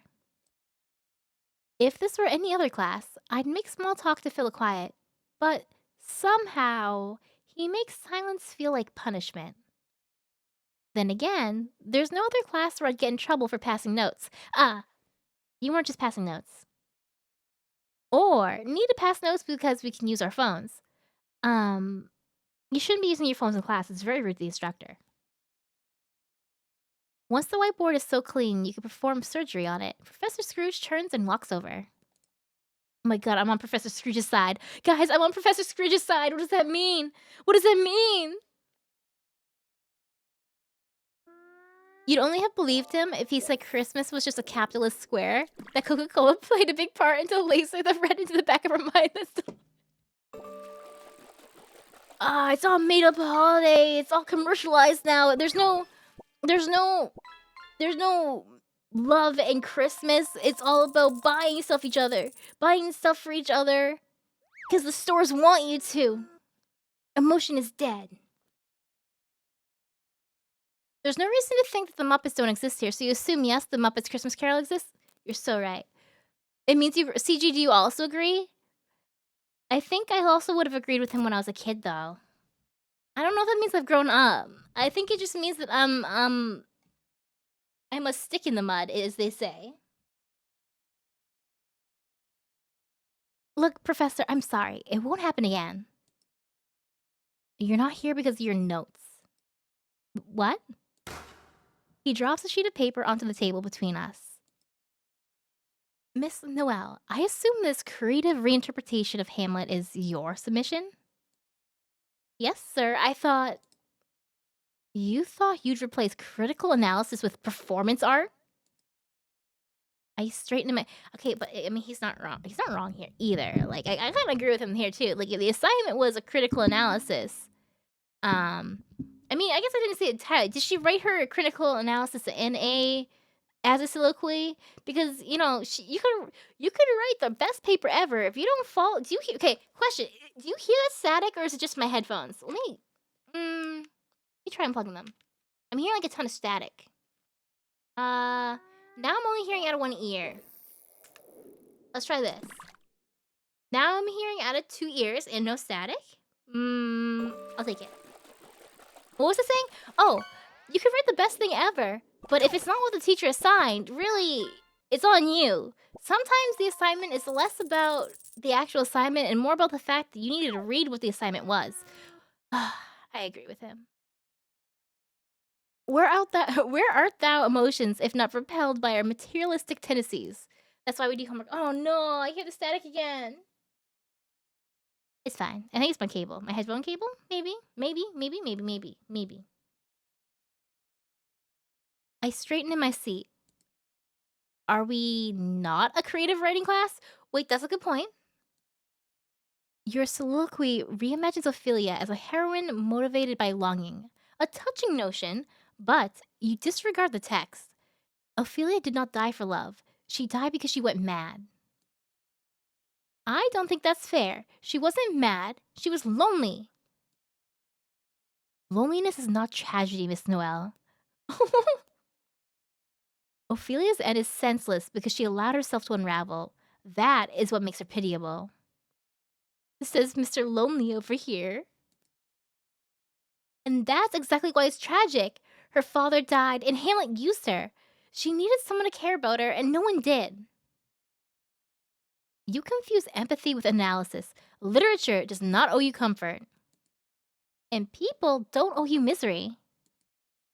I say it under my breath, but his eyes narrow instantly.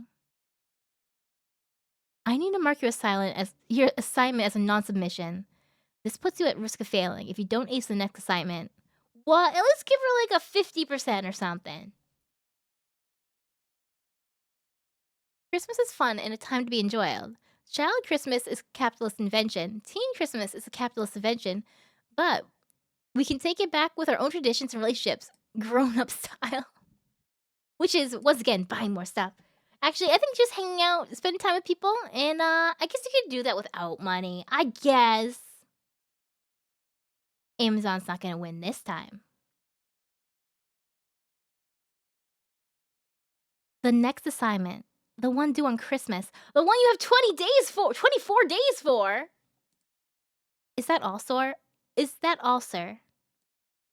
That'll be all. You're dismissed. To be fair, it's a big assignment, but 24 days to do a single assignment? That's extremely fair. That's really... I mean, maybe the assignment is like a 100-page thing, then that's not fair. But if it's like a typical, like, I don't know, 10-page paper or something, plenty of time. I glare at him as I pack my bag, refusing to break eye contact. Only when I step out into the hallway do I let out a breath I didn't realize I was holding.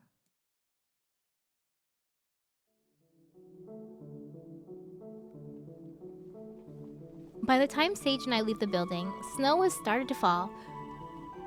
Did you see the lady that applauded her grift by writing about only 2 genders on her psych paper? Wait, what? No, I didn't see anything about that. The change is instant. Where Scrooge's classroom was cold and sterile, the campus glows with Christmas cheer. The cobblestone streets are slick with melting snow, reflecting the soft glow of lamplight. Strings of bulbs crisscross above, twinkling against the sky. Okay, the lights look nice, but they don't look as nice as the lights that I put together in that game the other day. You can still see them on the walls. You can see the windows. I'm sure you can even see the floor. It's not my decoration style. The air smells of cinnamon and roasted chestnuts from the cafe stalls. A snowman grins from beside a flower cart, his scarf dusted with frost. It's warm here, even in the snow. I pull my scarf a little tighter as we cross the quad. We pass by groups of students huddling together, laughing over cups of cocoa, scarves tangled together. Near the library steps, a boy wraps a coat around his girlfriend while she giggles into his chest. By the cafe window, two girls with matching wristbands share a slice of peppermint cake, faces blushing beneath the string lights. There's the eerie representation I needed. Everyone looks so happy, so together. Sage peers at a poster on the cafe in horror. Turkey cranberry sandwiches half price for couples? I'm gonna be eaten? I laugh under my breath, but the sound fades quickly. A small ache settles into my chest. I'll never get to do that. Not really. No Christmas dates, no secret presents, no waiting under the mistletoe. Because I'm Santa Claus. I have a duty on Christmas Day. It makes sense after all. Who would date someone who has to disappear at a moment's notice and not be able to explain it? Who would love someone who can never be home for Christmas, Spider-Man? You gotta find yourself a Mary Jane. Noelle, what's wrong? It's nothing, Sage.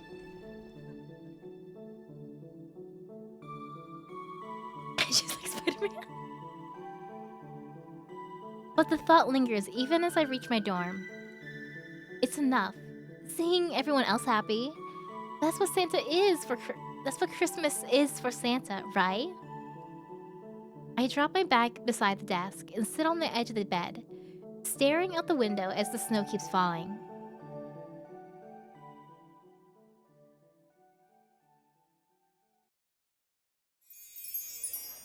Our workshop! Oh, it's cute! The next day, Sage and I visit the North Pole again to check on the workshop. The air smells of cocoa and paint. Elves dart between stations, their boots tapping rhythmically against the peppermint tiled floors. The bells in their uniforms jingle with every movement. Morning, everyone! How's toy production going? All's fine, Santa. Everything's on schedule.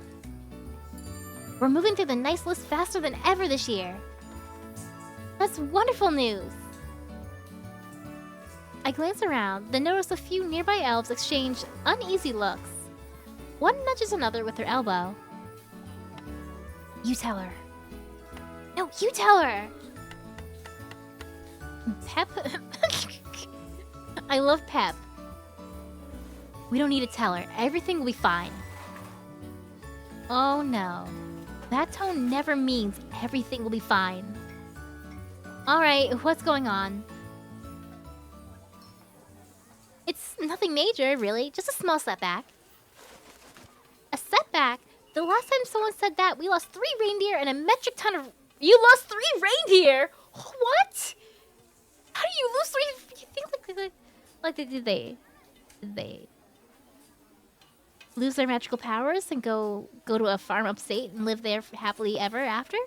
Is that what happened? It's okay, we're going to fix it before you notice, but... The sleigh broke. Broke? During the fight last night, one of Nez's lightning strikes hit it pretty hard. Oh no! The blast that I dodged? Don't tell me. We've been working non-stop since sunrise. We'll do our best to get it back in shape, but we're not sure if it'll be ready in time. Oh no. Can it still fly?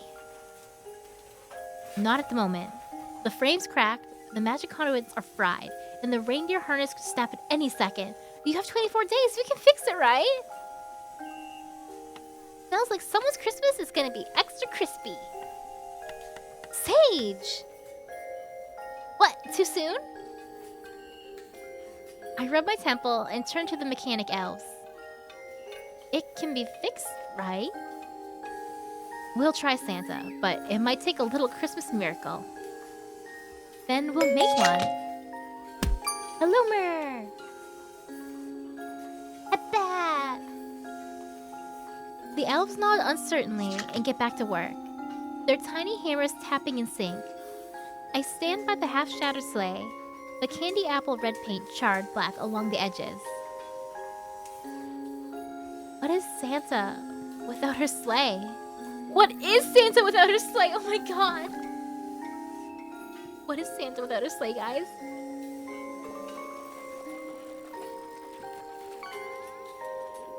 I sigh and give the sleigh a gentle pat. I shouldn't think like this. The elves said they'd fix it. I have to believe them.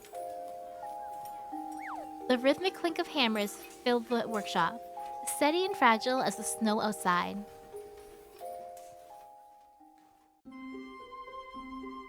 What is Santa if she can't slay him? And that is how Dostoevsky demonstrates his mastery of human contradiction. Crime and punishment is not about the act itself, but the unbearable silence that follows.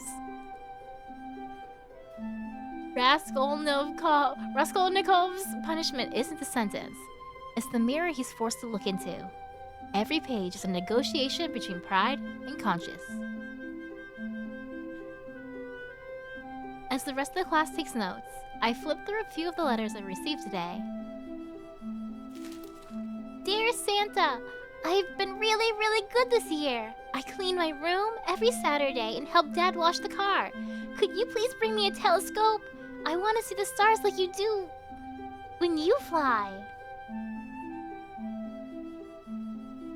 A small smile tugs at my lips. The paper is covered in bubbly reindeer stickers. Dear Santa, I hope the reindeer are doing okay. If you can, please bring me a new pair of gloves. Mine has a hole in it, and my hands get cold when my mom drives me to school. Hey Santa, it's me again. I know I just sent that letter about the bike, but I changed my mind. Can I please have a PlayStation? My cousin says the graphics look real good, and I promise I'll let my friends play too. I'm on the nice list, right? I wonder whether Rudy and Professor Scrooge are naughty or nice. Guilt, after all, is the universe reminding us about how even the kindest intentions will rot if left unchecked. The professor is definitely naughty. Oh yeah, he is. Sorry, kid, but it'd be irresponsible of Santa to be looking at the stars while driving, right? Eyes forward, not up. If you're looking up, you're not watching where you're driving. Eyes forward. Maybe to the left, maybe to the right, maybe down if you're about to land, but eyes forward at all times. Santa is a responsible driver. And Santa definitely has her license to sleigh. Her sleigh license, her sled license, yes.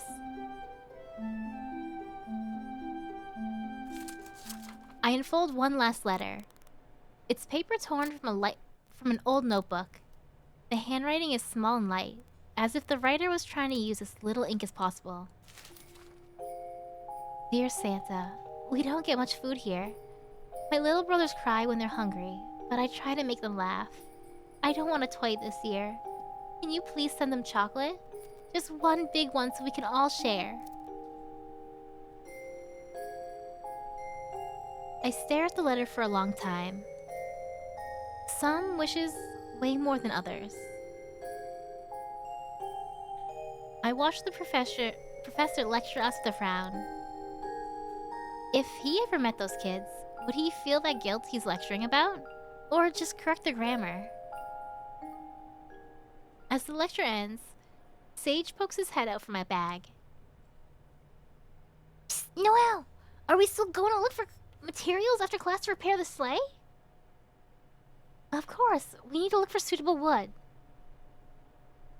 Thanks to the elves' magic, we don't need much. Just a modestly sized sample. Once we bring it back, the acquisition team can duplicate it, and the alchemy elves will handle the rest. The alchemy elves, the acquisition team, okay. Yeah, we have mechanic elves. Well, we're very professional there. You need lumber? Crap. I replied to Sage out loud.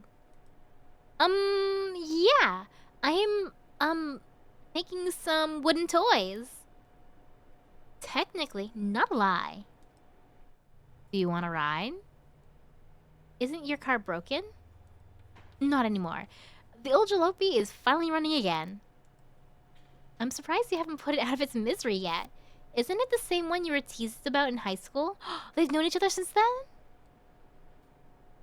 I say it without thinking, then wince. For a second, I wonder if I offended Rudy, but he just smiles. Yeah, it's my first and only baby, so I'm gonna take care of her. Spent half the month trying to figure out why the ignition kept stalling. Oh, so he knows he can fix her sleigh! Right? Wait, hold on a second. I'm gonna try to see if I can fix my headphones real quick.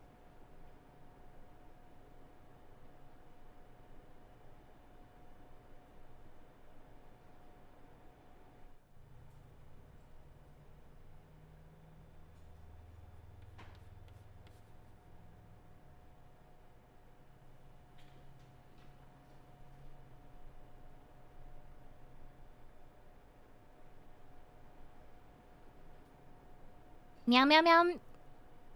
Okay, I'll see how this goes. I'll see how this goes.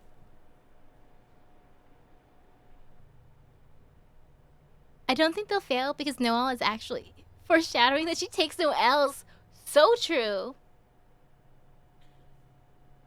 Turns out the fuel line was clogged and the distributor cap needed replacing. Once I fixed that and bled the lines, she was good as new. I have no idea what that means. All that time you spent working on the car instead of homework is probably what got you into the supplementary class. I love her little, like, her little cat mouth face she's got going right now.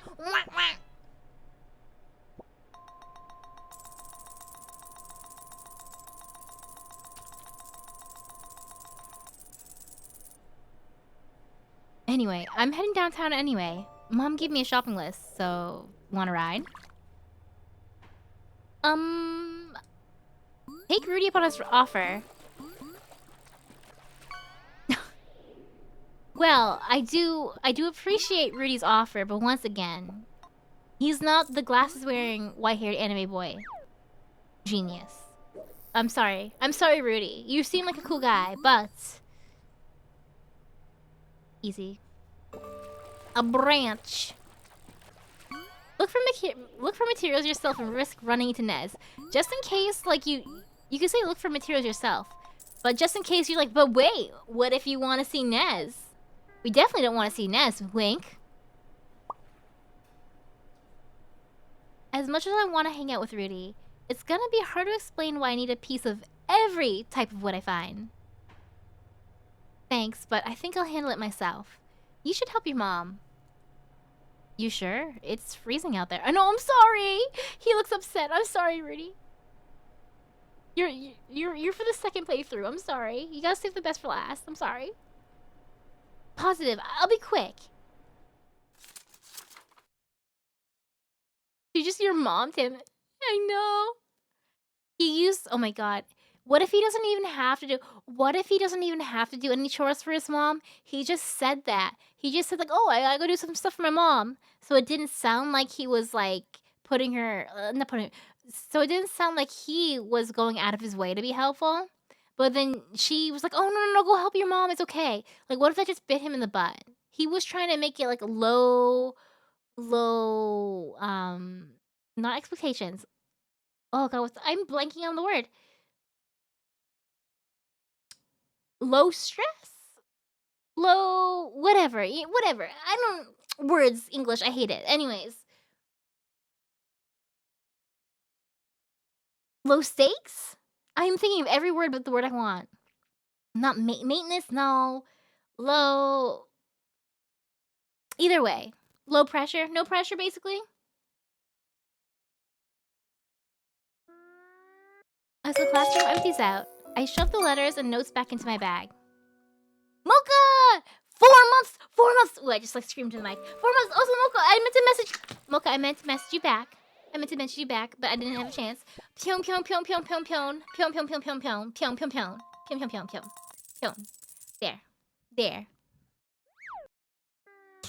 You're getting destroyed? Are you in Sekiro? Are you still playing Sekiro? Months? 4 years? 48 months. I read the word month as I was saying years, I think. Is that what happened?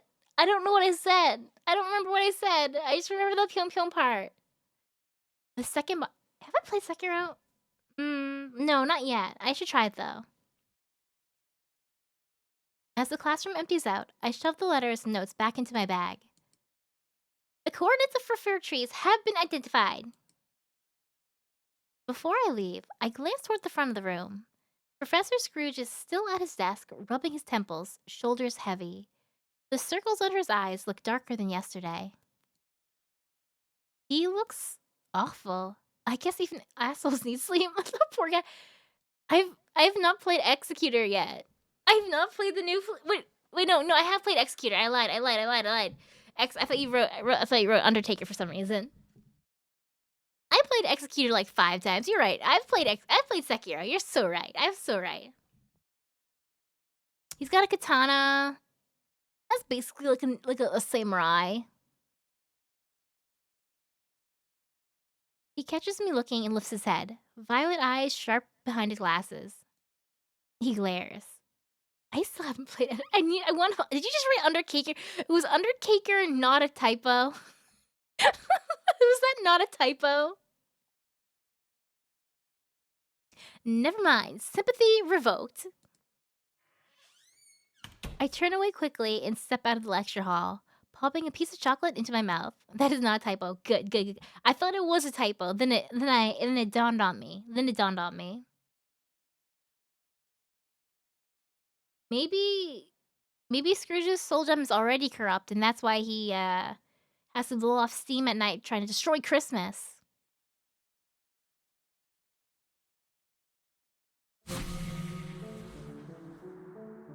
The teleport drops me into a small forest nestled between frozen cliffs. I land lightly in a patch of deep green against the endless snow, my boots sinking through to soft dirt. The trees here are tall and glittering with frost, their branches heavy but evergreen. Now this looks promising! Healthy furs, strong roots, and sturdy enough to hold a sleigh.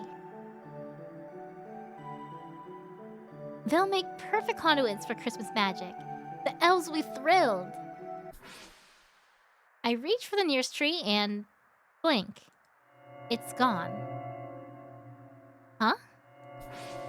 I step forward and grab for another trunk, but that one vanishes too, dissolving into thin, misty air. What? Santa, wait! Something's wrong! I whirl, reaching for another tree. It fades just before my fingertips touch the dark. Bark, bark, bark, bark. Woof. Ruff, ruff. I'm a dog now. Illusions? I dart from one tree to the next, wings beating harder, breath quickening as I try to find something solid. Hey, slow down! You're pushing too hard! My shoulder slams hard into a trunk that doesn't vanish. Pain shoots down my arm, and snow falls from the branches above in a cold shower. I fall backwards into the snow, light flickering from my staff. What kind of fish you got? Sailfish! Sail! Santa! Snow crunches somewhere behind me. Santa! A low growl rolls through the clearing, then another. Between the trees, dark shapes flicker, their bodies long and lean. Ice wolves, lots of them, Santa! I summon my candy cane and slam it on the ground. Christmas lantern!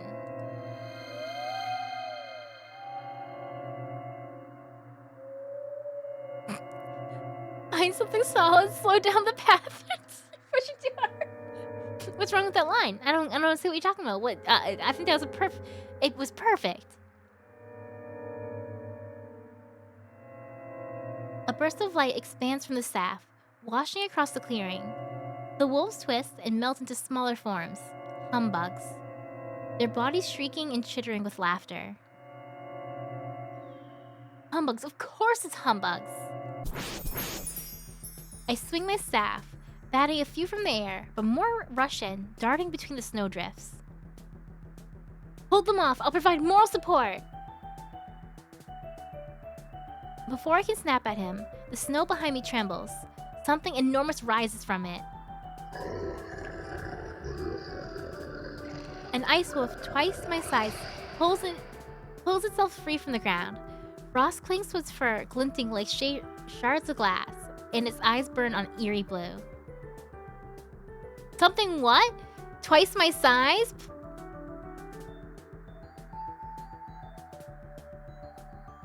What's wrong with that? Twice my size and eerie blue? Oh, that's new. Run! It growls, the sound deep enough to shake the trees, and lashes out. I barely twist aside as its claws tear through the air where I stood. Snow explodes upward, showering me in ice. She said something rises, enormous rises.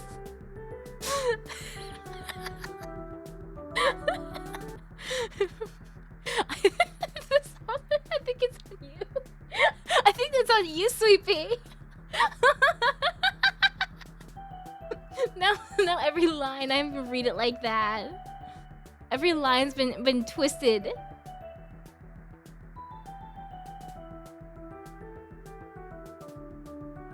It growls, the sound deep enough to shake the trees, and lashes out. Wait, I read that. Snow explodes upward, showering me in ice. What do you mean? Now my mind's in the gutter. The way she writes is sus?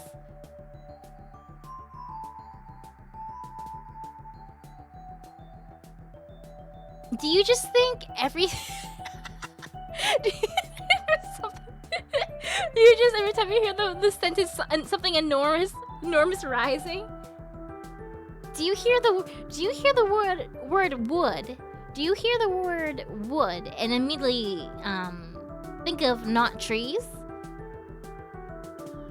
Because we're just out here in the woods.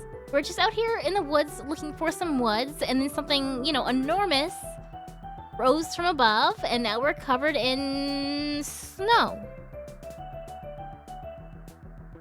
Wood. Santa, that one's not standard issue. You don't say. A blast of lightning cracks through the air, scorching the ground near my feet. I stumble, barely raising my staff in time to block the next strike. The soil beneath me turns black. You should learn when to quit, Santa. Apparently, I don't just have the wolf to worry about.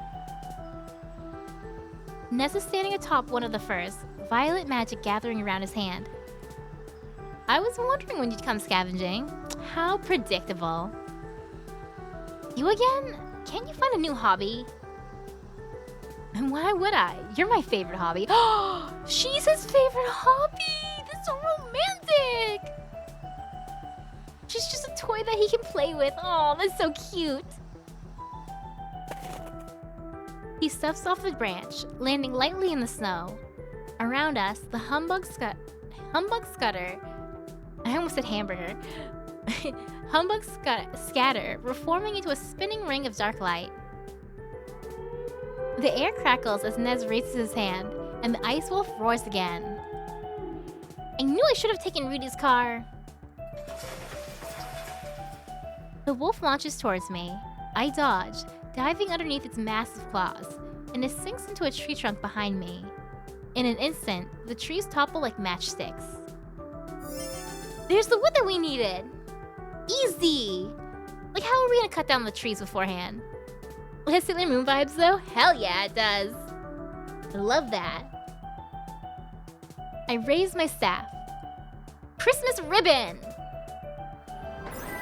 The ribbons burst forward, but the wolf twists aside with shocking speed. The spell shoots past it, wrapping harmlessly around a broken stump. It pounces.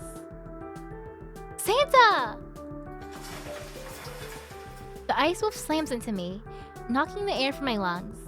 The staff flies from my hand, landing somewhere beneath us with a dull thud. The weight of... God damn it, you rude. I can't read this line now without laughing. The weight of the beast pins me to the ground. Its claws dig into the earth on either side of my head, jaws snapping inches from my face. I can't move, it's too heavy! Nez approaches calmly, watching. His lips curl with cruel amusement. The wolf snarls and pushes against my shoulders. My ribs crack, creak. Snow wets my hair, frost burns my skin. The alpha's in charge now. It's only really sus when you remember how much she seems to love the binding ribbon smell. Are we finally getting our Omega? I think we're getting the... I think this is where the Alpha Omega stuff starts coming in.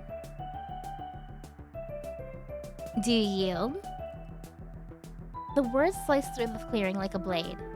I grit my teeth, my entire body shaking with the effort of resisting. I can still fight! The wolf responds as if on cue, pressing down harder. A sharp cry escapes before I can choke it back. My toes curl in my boots as I run out of air. I claw at the snow, then at its paws, desperate for purchase. Nez kneels beside me, close enough that the cool aura of his magic prickles my skin. You're just like all the other Santas who came before you, so stubborn. You don't think about the consequences of your actions. What? Yield. His voice is low, intimate, sending an involuntary shiver down my spine. Not to him, not to Nez, I won't! What a stupid way for Santa to die, staring into the eyes of her mortal enemy. Yeah, but he's kinda hot. So is the wolf. The wolf leans closer, its teeth glinting inches from my throat. And suddenly, it jerks backward with a deafening roar. Sage is lashed onto its hind leg, wings flared, beak clamped down with all his fury. Fury! The wolf thrashes, releasing its weight from my chest. My chance. Christmas ribbon! There we go.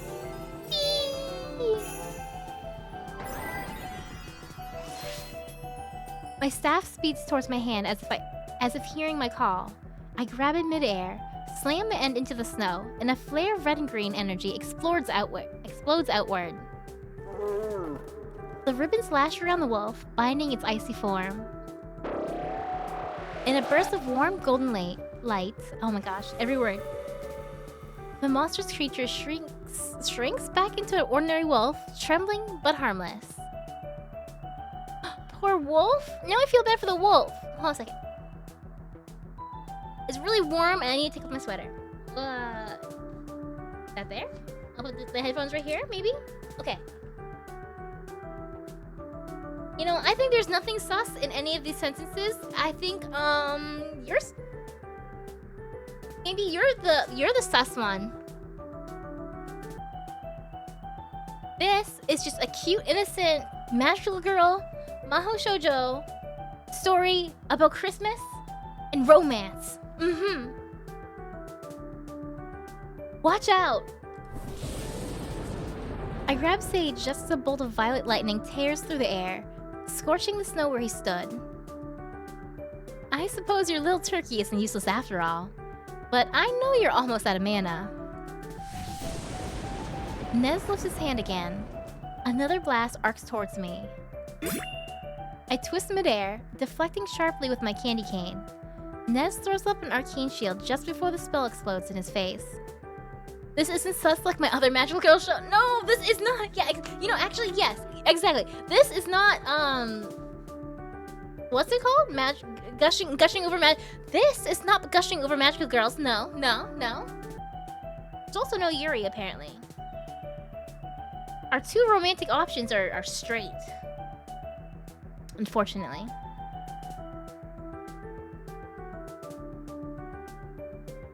The strikes keep coming, one after another, each hotter and heavier than the last.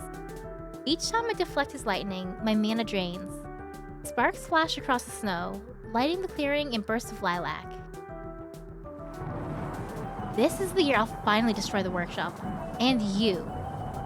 But I'll have some fun with you first. The humbugs dart between us like shadows, laughter grating my ears. They swirl around my head until I can't see, their chaotic buzz matching the storm above. Hotter and heavier was definitely intentional. I don't know what you're talking about. I can barely catch my breath between blocking and parrying. My arms ache from holding the staff steady, and the glow at its damn it.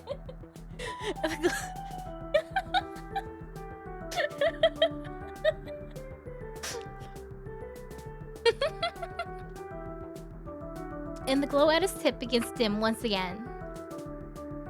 We're on the defensive, not good. He planned this. I wasted too much mana fighting that wolf. Christmas ribbon! Ribbons of red and green magic lash forward, colliding with Nez's lightning, but missing Nez. Still working on that aim, I see. Says the guy who can't land a hit with electricity. You've written a homoerotic sword fighting scene. You know word choice when you see it.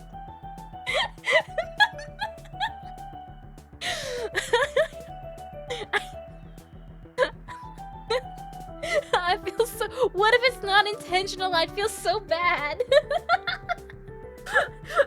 Now everything just sounds wrong when I read it. And I was slandering. Okay, fine. Maybe you two see it, and maybe I see it, but I don't see it. I'm not gonna admit to it. I'm not gonna admit to it. Nuh-uh. I was laughing when I was laughing. I was not laughing at the tip. Her hand getting tired and the tip glowing. No, I was not laughing at that. I was laughing at I saw a funny. I remembered a funny meme that I saw earlier. I remembered a funny meme I saw earlier today. Over the last few days, there's been a lot of really good memes on the internet that I've seen, and they made me laugh. Oh yeah. Yeah. Wait, that's it! The clearing is full of tall firs, their branches heavy with frost and sap. Conductive. A plan begins to take shape in my head. If his lightning needs a path, then I'll give it one. See, look, using her brain. Running again, Santa. Not running, rerouting. I dart into the forest, weaving between trunks. Nez follows, bolts of violet energy streaking past me. Each one hits a tree instead, the lightning crawling harmlessly down the bark. I dive low, swooping under a fallen branch as another blast crackles overhead. Sparks scatter through the forest, lighting up the Oh no. Oh no. Oh no! Hold on a second. My phone died. My phone died. Oops. Wait. Okay. Hold on. I'll fix this. And by I'll fix it, I mean, I need to go grab a different cable from downstairs. I'll be right back. I have to take a quick break. So, everyone, stretch. Drink some water. I'm gonna take a quick. This is a classic move. Yeah, I had the wrong thing plugged in. I did not have it plugged in. My bad. Anyway, I'll be right back. Give me 5 minutes. I'll refill my water. It's like my 2-hour break time anyways. Refill the water, and then we'll continue this epic battle with Nez. Alright? BRB!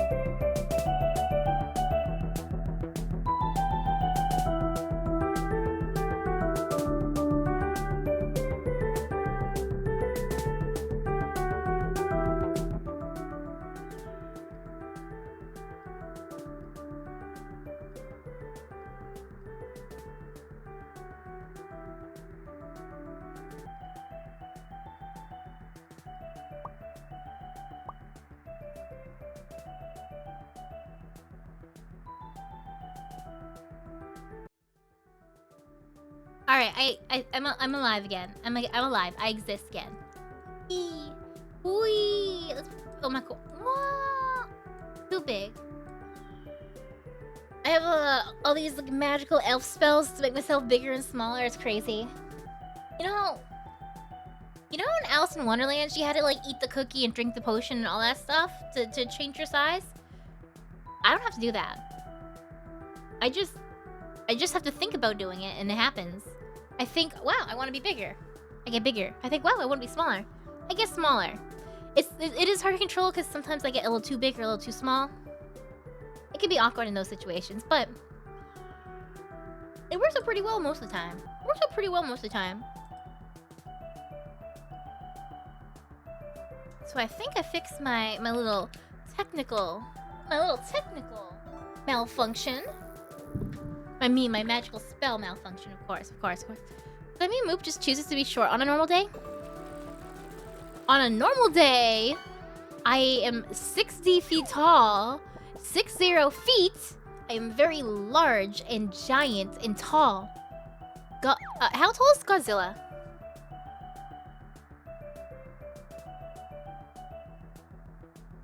How tall is Godzilla canonically? Google. Godzilla.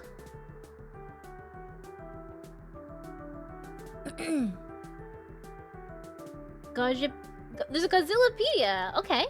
So Godzilla.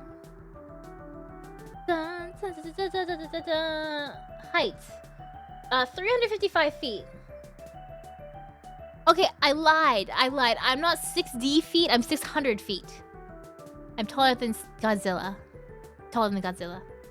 I get my like, okay, like feet, inches, meters, all those things. It's very confusing. I can't keep track. Is that another branch? Oh, I got a branch. I got the branch this time. Sometimes I'm a little too big, a little too small. I know. Isn't there? You can never please everyone.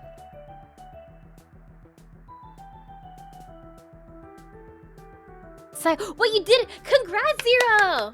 How many bosses are there? 2 down, several to go. Alright, so let me full screen this so I can see better.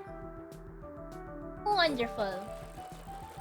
Branch have, you know, getting the branches is pretty thematic because we're in the woods trying to get wood. We're in the forest trying to get wooden samples for sleigh repairs. Yep. Alright. Return. 17 main bosses and a bunch of mini bosses. You've taken down 11 mini. Wow, that's a lot of bosses. So you're really some keys. You got some keys and a mug. Today's a junk day. Oh, you know, as I was walking away. Hold on a second. Did I get a trophy? I did. As I was walking away, I heard and my headphones were already off my head, but I heard the sound. We have gotten all of the junk at least once. You guys helped earn me another Steam trophy. What was the one that guy, was it the strange vase? It must have been the strange vase. Yeah, we hadn't gotten a strange vase before. Nice. Nice. Thank you for being my achievement hunting guinea pigs. Nice, where are we? I dive low, swooping under a fallen branch as another blast crackles overhead. Sparks scatter through the forest, lighting up the snow.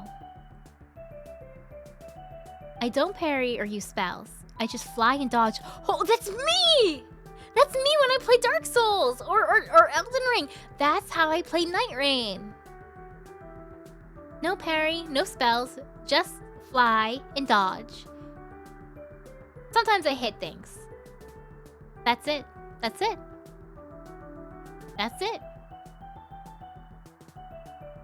Also when I play Bloodborne. No parry. No gun. Just dodge. The air hums as his attack slow. The lightning weakening. His mana thinning. My window. I break from cover and stake my remaining mana on one last attack. Christmas ribbon!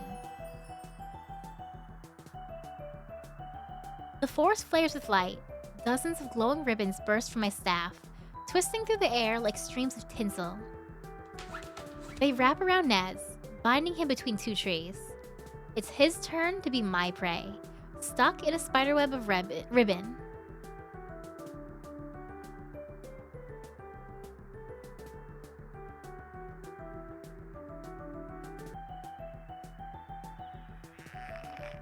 You... The ribbons twist tighter, looping around his arms and chest, glowing brighter until his body is trapped in a cocoon of light. Consider this your early gift wrapping. Nez struggles, but the last of his lightning crackles and fizzles out. His eyes are wide with disbelief. He's not staying tied for long. We should go before he gets free. Or we can kill him. I mean, we can finish him off. We can end it. We can end this. We can end this permanently. We're gonna have the problem that Batman has. Batman thinks, oh, I can't kill the Joker. That would make me as bad as him. That would make me the Joker if I killed the Joker. But then, because he keeps letting the Joker go to prison, and every time the Joker gets out of prison, he's an enabler, essentially.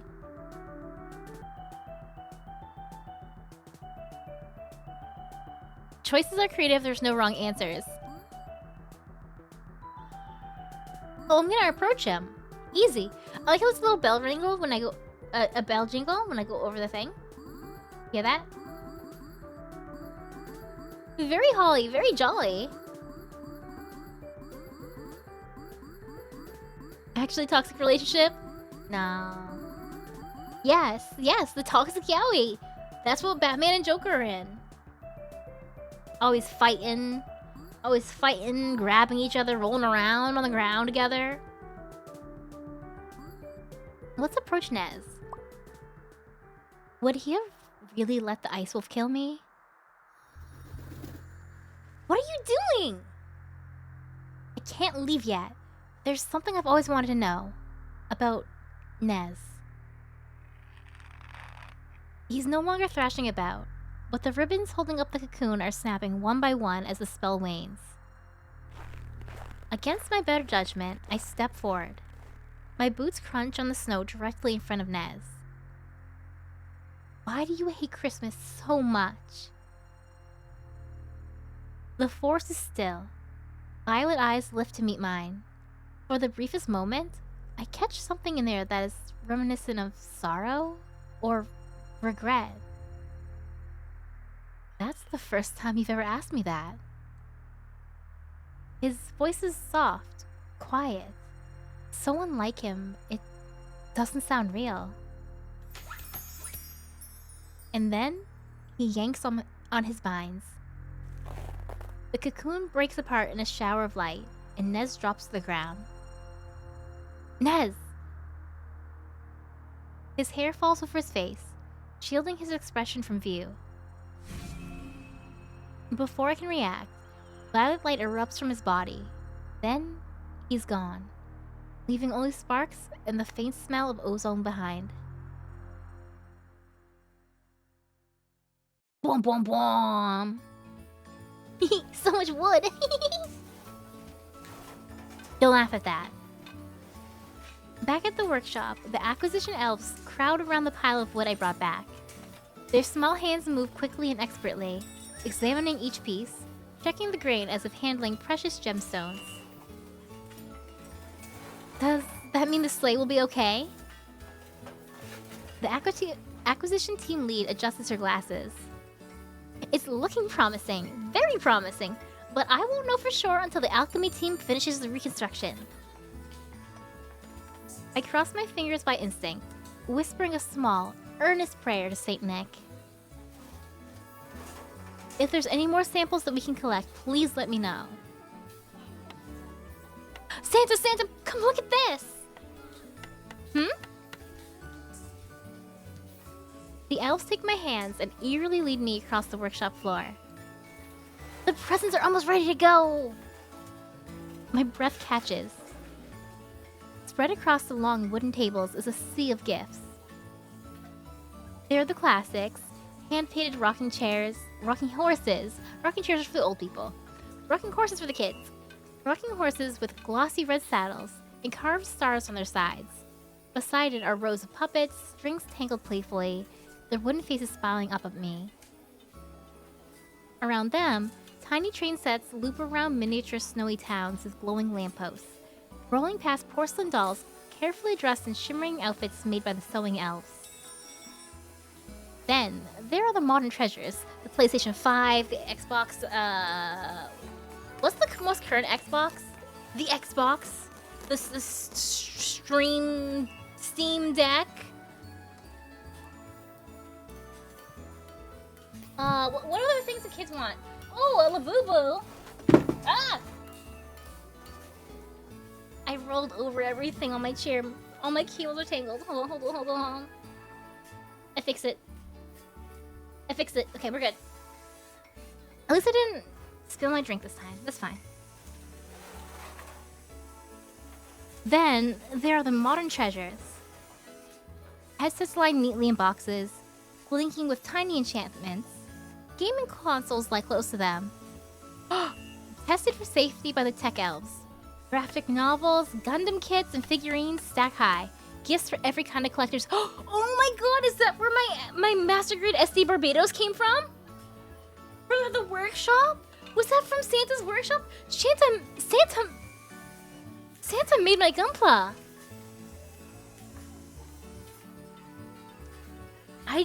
I didn't know. I didn't know Santa can make Gunpla. I know now though. All of them made to bring joy to a different child. Yeah, but was there a Labubu in there? I noticed among the pile a jumbo pack of variety chocolate, and remember the little girl with the tiny handwriting. My heart warms. Hello, Jessie. I look at my team of elves, each face glowing with pride and exhaustion and excitement. They've worked so hard this year, and every year before this. They've stayed up late, held me together, and believed in me when I faltered. I wonder how long she's been Santa for. Like, how young was she? In a way, they're my family. I spread my arms wide. Everyone, we're almost at the finish line. Let's do our best until the very end. A ripple of joy runs through the workshop.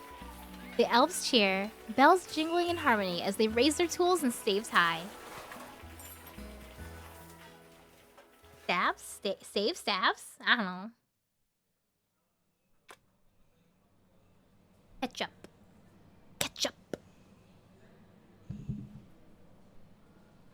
A couple of days later, I'm at the campus cafeteria, sometime in the evening. The place is a cozy chaos of evening chatter. Students hunched over assignments, couples laughing over late-night fries, and the clatter of plates, and the steaming hiss of the hot chocolate machine working over... Hot chocolate machine? Oh, I realized I got a crock pot for Christmas. I got a crock pot. And, typically people make food with a crock pot, yeah. But I realized what I could do is I can make a huge batch of hot chocolate in the morning and have that just warm and ready for me all day. I don't know if that's still healthy or safe, but I could do that. I could make a big batch of hot chocolate, and then every time I go downstairs, I could just refill my cup. Oh. I need more milk, though. I don't have enough milk. I can't do it tomorrow morning, but, like, maybe... Monday? Maybe I get milk tomorrow. Get milk tomorrow and more, like, more chocolate. I only have, like, I have a powdered hot chocolate mix, but it's not like the Swiss Miss. It's, like a really... I think it's a more expensive, nicer one. But still, I want more. I want more chocolate. I want to, like, melt, like real chocolate. And not powdered stuff. I don't know. I'll look up hot chocolate recipes. Someone taped a Merry Finals Week banner above the counter. Someone else drew a doodle of a stressed out reindeer beneath it. I pull out my laptop, several pens, and the dreaded assignment sheet Professor Scrooge handed out with the December 25th due date in bold letters. The dual date for Christmas. I crack open a thermos of hot chocolate, take a sip, and brace myself. Okay, let's do this. I just need to write a brilliant analysis about the psychological collapse of a murderer and crime and punishment by Christmas Day. Easy! The most festive way to spend the holiday season. Ever. You know, you do technically have a world to save. You're Santa. If you don't want to study, you don't have to. Do you think she gets paid being Santa? Or is this like, did she choose to be Santa? Like, how is she gonna pay the bills? If she's only Santa 1 month of the year, what is she gonna do the other 11 months? She needs to make a living.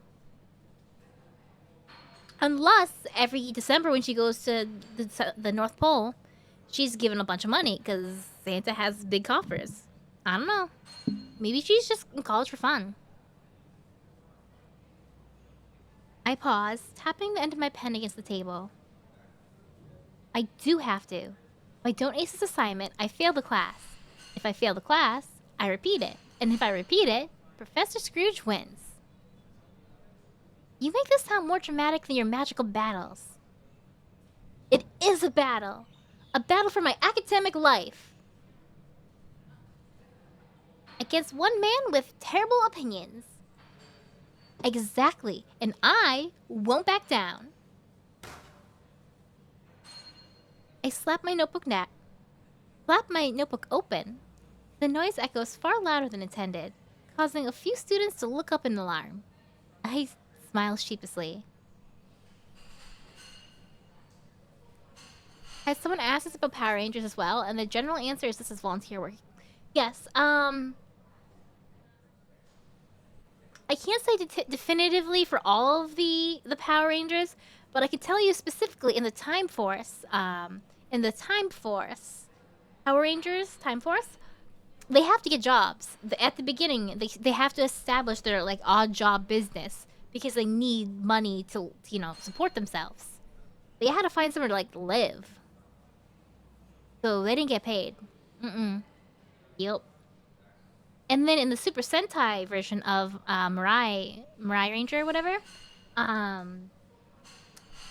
they also needed to establish an odd job work thing because they once again needed money to survive, which is crazy because they actually are police officers. That was their actual job, is to be Time Force police officers, but they wouldn't. You would think the future police would send them with money. You would think the future police would send them money so then when they're in the past they can survive. No, they didn't do that. They still have to get jobs on top of being Rangers. It's crazy. SPD is their main job, and a few others like Xeno they mentioned is their main job. But that's all I can think. Yeah, but basically when being the Ranger is a job. When they're like basically a police officer.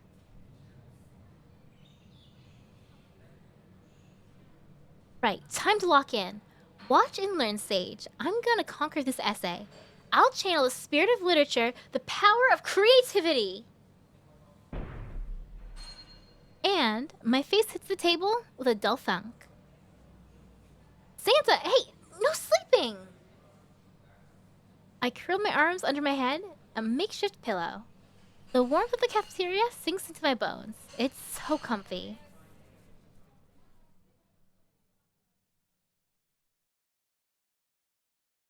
My eyelids flutter once, twice, then refuse to open again.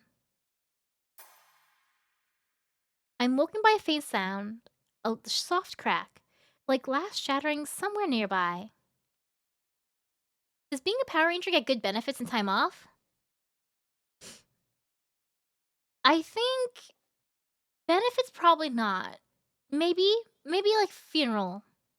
Maybe they'll pay for your funeral if you die in battle. But time off is interesting because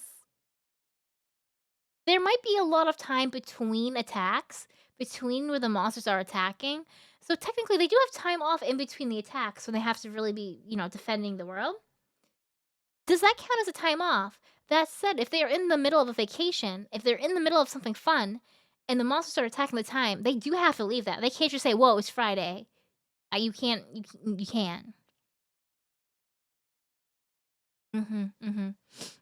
They get blown up regularly, and you always see infirmary, so you assume it's free. But they don't have benefits. Oh well, it's set in Japan. How's the insurance over there? I'm woken by a faint sound, a soft crack, like glass shattering nearby. I jolt upright, heart pounding. Hey, just to let you know, students aren't allowed in the cafeteria after hours. I need to lock up. Sorry, I fell asleep. The janitor plants a hand on her hip. She's a large woman in a festive sweater, keys jangling from her belt, and she looks at me like she's seen this 1,000 times. You kids and your final papers. Every year it's the same. Pass out face first in mashed potatoes, cry into your cocoa. I wasn't crying. Didn't say you were. She winks, snapping her gum loudly. Though, based on the chocolate crumbs stuck to your sleeve, you were definitely stress snacking. Sage cackles. I elbow his wing under the table. The janitor shakes her head, muttering something about final season zombies and I better get overtime for this, as she wheels her cleaning cart toward the door, humming a slightly off-key Christmas tune. The cafeteria is empty now. Only a few stray napkins flutter across the floor, stirred by the hum of the heater. Can we go back to the dorm now? The crackling noise happens again, faint but distinct, from somewhere outside. A faulty light garland? I gather my things, rub my sleep from my eyes, and tap my phone. I completely overslept. I'm gonna have to pull an all-nighter and miss out on even more sleep. Darn that professor. Oh, okay, that's not the professor. That's really not the professor's fault. That's really your fault. It's really your fault here, Noelle. Maybe Santa here sells the toys or something, but the finish line comment sounds like they have the year off. Yeah. What? Was she saying finish line? Oh, yeah, for Christmas, right. I mean, I don't know what the elves do all year. I don't know what the elves do all year, but Noelle is only Santa 1 month of the year, so she's only had like 2 weeks of work at this point. This must be the sleep debt that they talk about. The janitor had turned off the automatic door. I press the manual handle and leave the cafeteria. The snow crunches under my boots as Sage and I cut across the quad.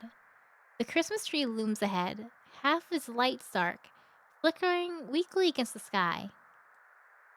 But something's off. The night feels eerie and restless, like the whole campus is holding its breath. Then, one of the bulbs on the tree flickers once, twice, and bursts into a tiny pop. It's glass! I almost got glassed! I step closer. Beneath the branches, there's a hum, a faint vibration rippling through the ground. Subtle, but unmistakably magical. Nez. I scan the quad, eyes darting from bench to lamppost to rooftop. Sage, do you sense anything? Humbugs? Nothing. No wailing, no giggling, no evil Christmas Carol remixes. Just the two of us. Ooh. The ground erupts beside us, sending a geyser of snow and ice into the air. I fling up my arm, shielding my face as the heat washes across my cheek. What was that? I'm so going to be turned into fried chicken. Ooh. Another explosion cracks through the quad, closer this time. I dive behind a bench as sparks spit out from the base of the Christmas tree. A sound rises over the chaos. Screechy, grating laughter that vibrates through the air. Where is Nez? Why isn't he here? I like that electricity On the bottom effect? That's cool. Electricity begins to snake from the shattered bulbs on the tree. Bright violet threads coiling together. The wires hiss and twist, drawing energy from every flickering lamp and window nearby. One by one, the buildings around us fall dark, light sputtering out until the entire quad is bathed in shadow.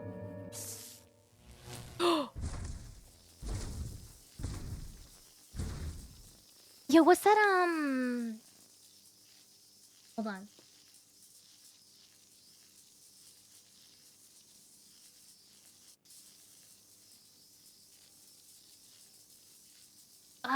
What is it? What is it? Okay, in Mega Man, Battle Network, the first one, like the first battle you have, the first battle with your classmate, who's like kind of like the bully kind of character, that's what that looks like to me. That's what I thought I saw for a second. Guts Man, that's what it is. It reminded me of Guts Man. Or being attacked by Guts Man. It's an electric golem! Santa! I wipe melting snow from my sleeve and take a shaky breath.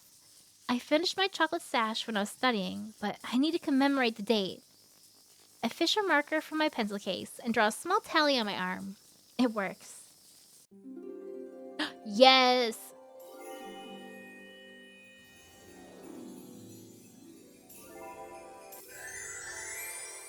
Transformation sequence. Deliver joy to every heart. Santa Claus is coming to town.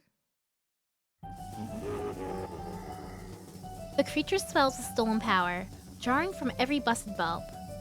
Its limbs crackle with jagged arcs of electricity, stretching higher and higher until it dwarfs the Christmas tree itself. It's using the Christmas lights as a conduit. Its body solidifies in a massive shape made of tangled cords, molten glass fused into armor plates, topped with a crown of flickering bulbs. At its center, a deep yellow glow throbs like a mechanical heart.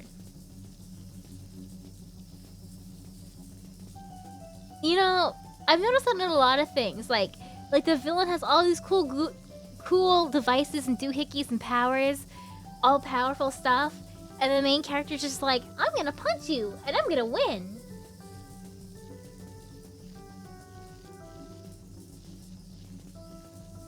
Almost a bummer that it reveals like Luffy in One Piece spoiler, I guess. One Piece spoiler. That Gear 5 is like some sort of like Luffy actually has some sort of like super ultra powerful fruit, and he's not actually just like dude that stretches. I like that. You have people that were literal gods, and he's just like, I'm stretchy. But it's fine. It's fine. It's fine. It's fine. It's fine. He's stretchy, but in a powerfully joyful way. A deep yellow glow throbs. Yes, yes. Then it turns towards me, its eyes flickering white-hot. I raise my candy cane, peppermint light sparking to life. The golem's arms surge with power. I brace myself. But the blast streaks right past me. Every remaining light in the cafeteria building goes out with a sharp snap, plunging into darkness. Again, its arms crackle, but it doesn't swing at me. Instead, it moves methodically, targeting lampposts, string lights, classroom windows. One by one, the campus globes flicker, fade, and die. Santa, I don't think it's trying to fight you. Doesn't matter. I leap into the air until I'm above the golem. In the name of Christmas, I shall punish you! Oshi oki o! Christmas ribbon! Ribbons of golden green light spiral downward from my staff, but before they can wrap around the golem, its form shimmers, loosens, and liquefies into a rolling storm of lightning. Lightning. The ribbons pass harmlessly through the crackling cloud, falling limp and useless onto the ground below. The golem crackles as if angered, its form warping and flickering, then solidifying again. I grit my teeth, tighten my grip on my staff, and try again. Christmas ribbon! This time, I aim for the lower half of its body. It's gotta have a weakness I can exploit. Once more, my ribbons whip through the air towards the golem, and once more, the golem dissolves into a cloud of lightning at the last second. My ribbons slicing through empty space. This is Ness's way of toying with me, and this time he doesn't even have the decency to show up. The golem pays me no mind. It moves with precision, its molten glass limbs stretching toward each stray light on campus. A lamppost beside the walkway pops, bursting into a shower of embers.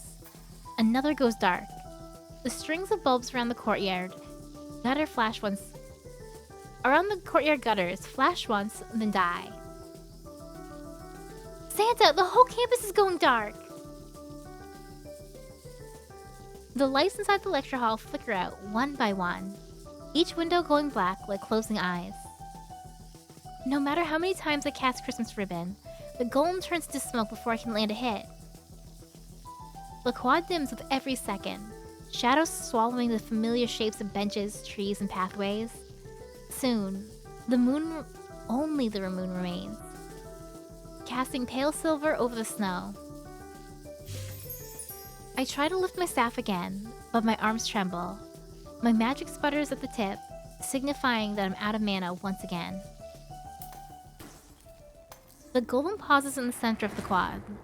For a heartbeat, its chest glows brightly.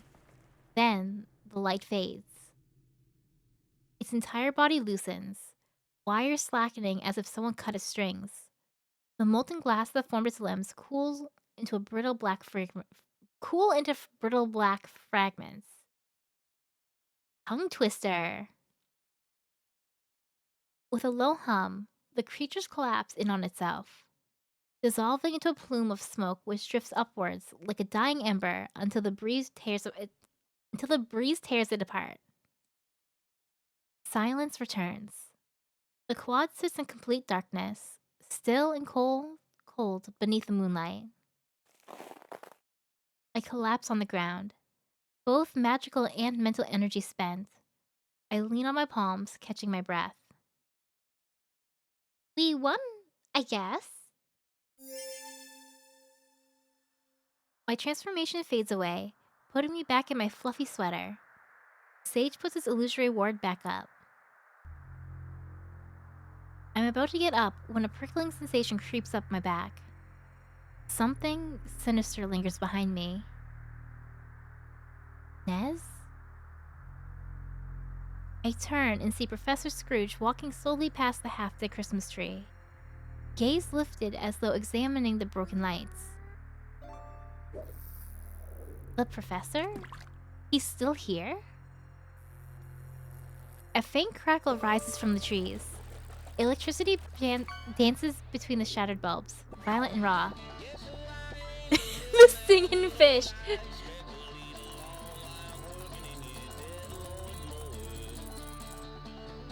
If you put a Christmas hat on the singing fish, does that count as a Christmas decoration? Oh, a singing fish that sings Christmas carols. I want that. Someone's had to have made that. I have to find that. Singing fish Christmas decoration. Give me that fillet of fish. Give me that fish.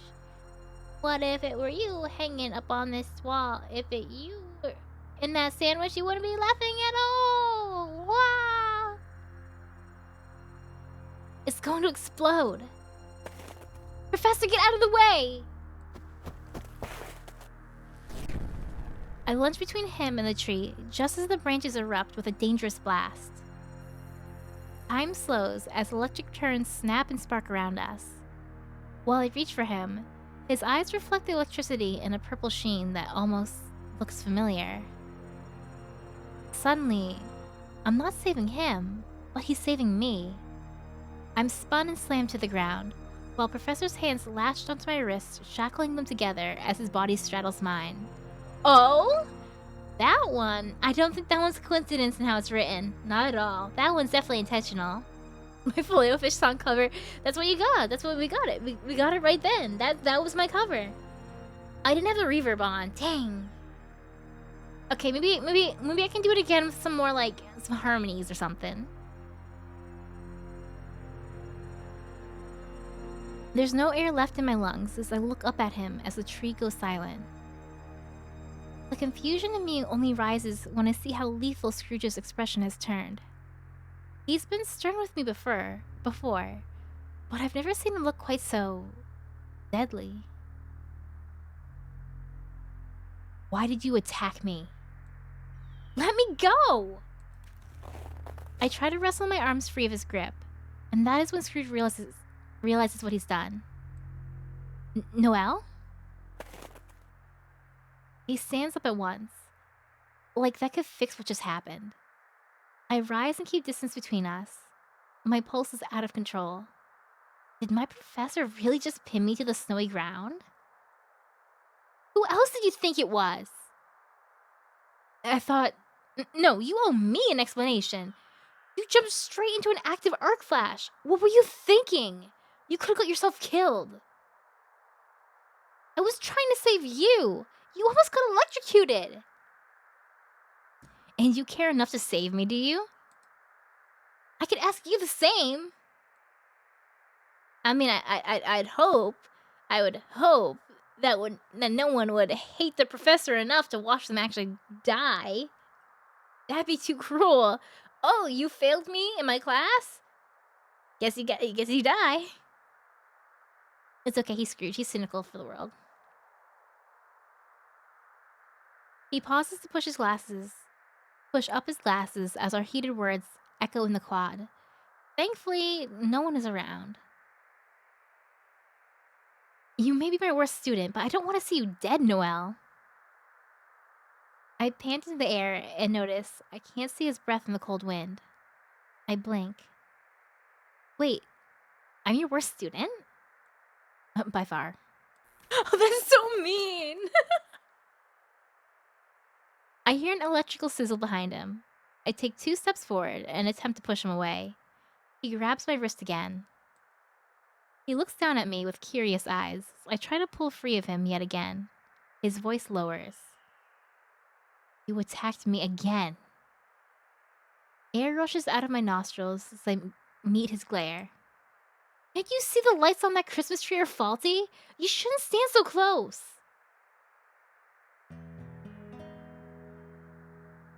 He releases my wrist, but then slides his fingers across my cheek. I shiver and go still. Why? You're covered in soot. Are you injured? My stomach flips as I look into his eyes as they wander me. It's difficult to process what seems like genuine concern after such a hostile encounter with him. I must be mistaken. Let me by, Professor. I still have a massive essay to toil over for the rest of tonight thanks to a certain someone. When are they gonna smooch? Soon. His lips almost curl from my needled words. He drags his hand from my face like molasses. They curve down towards my lips just before they leave my skin.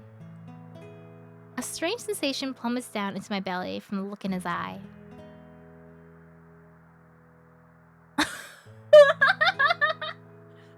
Thinking about me all night, Noelle? You must not find me that disgusting after all. How dare he? I shove past him and stomp down the snowy concrete path. That's not what I meant! Good night. Bad night to you! Bad night. You can't smell smooch without moop. You're so right! Oh my gosh, there's a fun fact. There's a silent M in the middle of the word smooch. Most people don't notice it, but it is there. A silent P, there's a silent P in the middle of the word smooch. Whatever, yeah. That's how you spell it. Zero got it. That's how you spell it.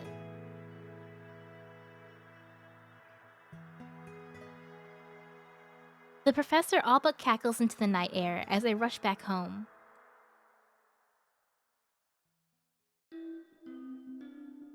I spend the next few hours buried in my essay, as well as finishing the homework Professor Scrooge assigned on the side.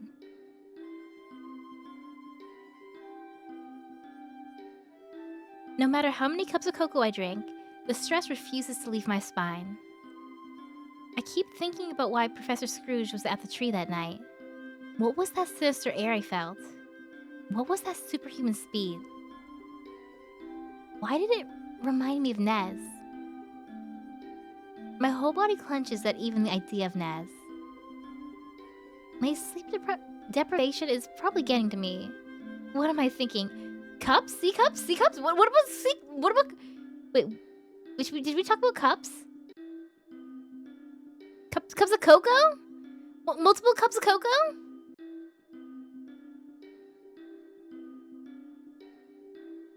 Oh, Sax, did you see the magical girl transformation?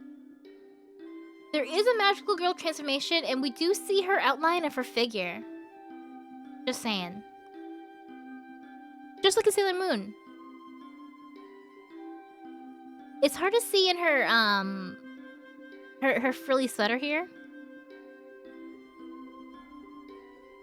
My sleep deprivation is probably getting to me. What am I thinking?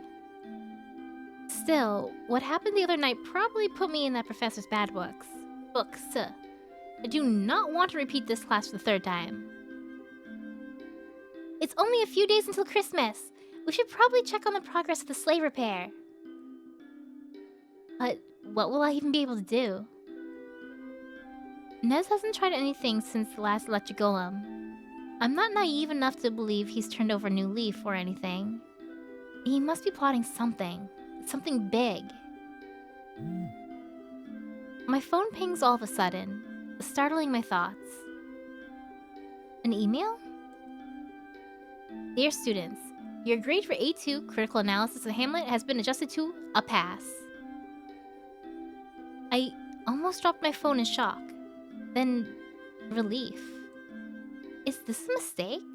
I thought Professor Scrooge was going to fail me. The grade is a D, barely a pass. It's not going to boost my average grade or anything, but this does mean I no longer have to ace the final assignment with supernatural precision to pass the course.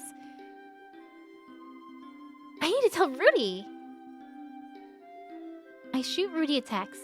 A miracle has happened! Well, this gesture of goodwill from the professor proves he is not Nez. Nez doesn't have a drop of humanity in him to do this. I bounce my legs for a couple of minutes, bouncing on it, staring at my messages, but Rudy doesn't reply. Oh no, did Rudy just like sacrifice himself? Was he like, Professor, give me the fail? Weird. I always expect an instant reply from him. I thought he'd be here by now, so we could walk to the library together. I'll go look for him.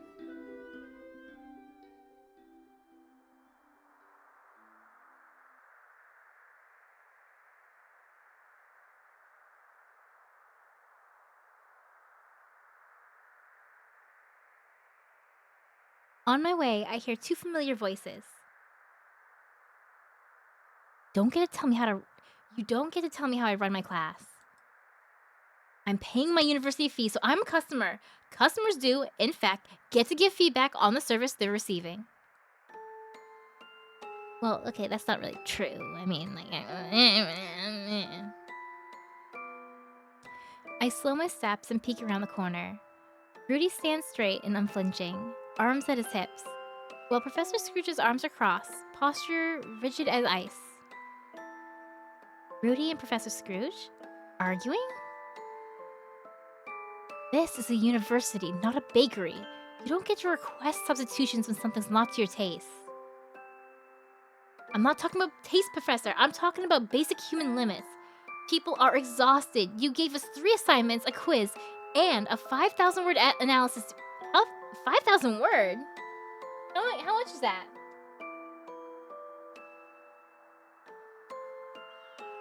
How many pages would that be?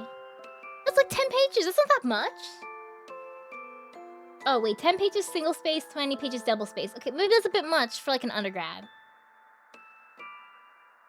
Okay, maybe that's a bit much for, like, an undergrad paper, I guess.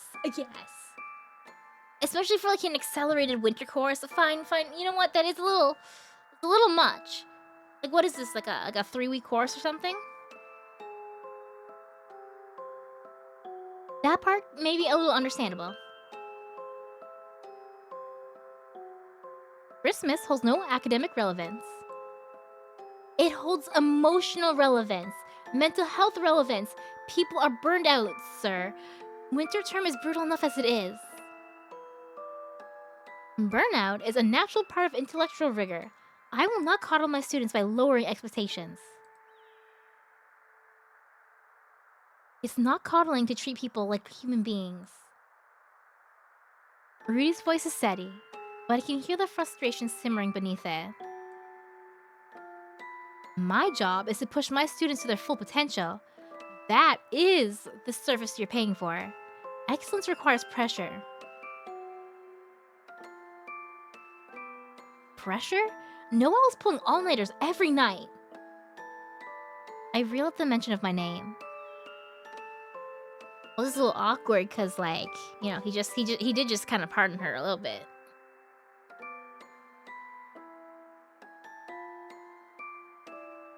It absolutely is not. It's only part of it because the capitalist system treating schools as factories to crank out students in a standardized regimen to unquote. You know, that's true.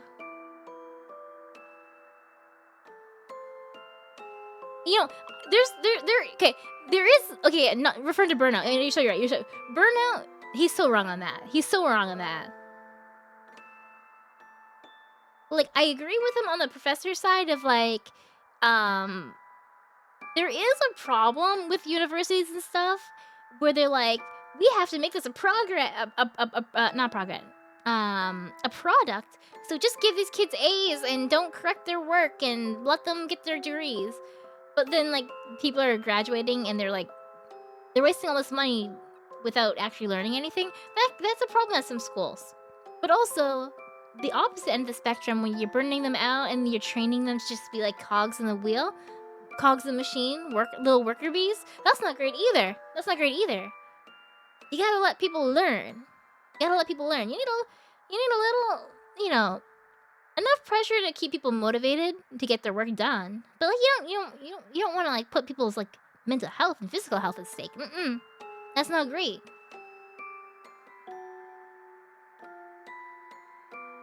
She's constantly tired and strung out, and she's barely eating. She's forgetting important things, and I'm worried she's not taking care of herself. Sir, that's not pressure. That's torture. There's a faint sound. Maybe Scrooge's breath catching, or maybe just my imagination. Emotional theatrics don't interest me. The essay stays. The deadline stays. You really don't care, do you? But to be fair, okay, if this was not a 5,000 word essay, I would say they're always free. They had a month to do this. They had a month to do this project. They could have turned it in before Christmas. The due date does not mean the due date of midnight on Christmas does not actually mean turn this in on midnight at Christmas. A lot of people go to school because they feel like they need to, not because they want to. If they lived in a world where people don't have to get degrees in order to get jobs, then maybe the people at schools would be people who judge. Yes, very much. I agree with you. I was lucky enough that when I went to college, I already had my job that I wanted. I just wanted to go, for fun, basically. Well, not fun. Okay, fun / I did think it'd help me better for, like, future jobs and stuff. But it's still, like, I didn't have as much of the stress there. I've seen classmates and friends have the stress of, like, if I don't pass this essay, if I don't get this class well, I'm gonna be doomed for life. Thankfully, didn't have that stress, but I see how it just killed people. They felt like they had to, or they would, never be able to do anything with their lives. And then they hated it, and then they suffered more in the end. A month to do a 5,000. Yeah, yeah. Kind of do 20 pages. I'll say though, if this is just like an undergraduate degree, a 20-page paper in like a month is pretty like advanced. Like that would be like, I feel like that would be like a higher level like honors class. Like I took a lot of classes and I think maybe 10 was the most kind of page wise. I don't know. I googled how many pages that is. Because we're like engineering students. Film students. Film and art. I did film and art communications. Well, okay, no, the communication stuff is people going into like marketing or business type stuff. A little bit of mix. 20-page essays were for some math. Yeah. I say 20 for a 1-week course on top of other assignments. Probably a bit much. But it's honestly not the most ridiculous. That said, Rudy still has a point.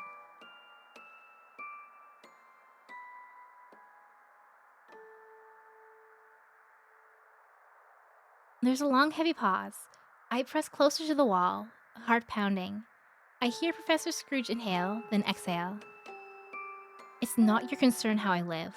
Unless you wish to speak about academics, we're done here. Rudy's voice softens just a fraction. The world is so much bigger than academics. Even if I fail your class again, I'm still gonna be a guy who likes cars too much because they remind me of my dad. I'm still gonna dance when my favorite song comes on the radio, even when my brothers make fun of me.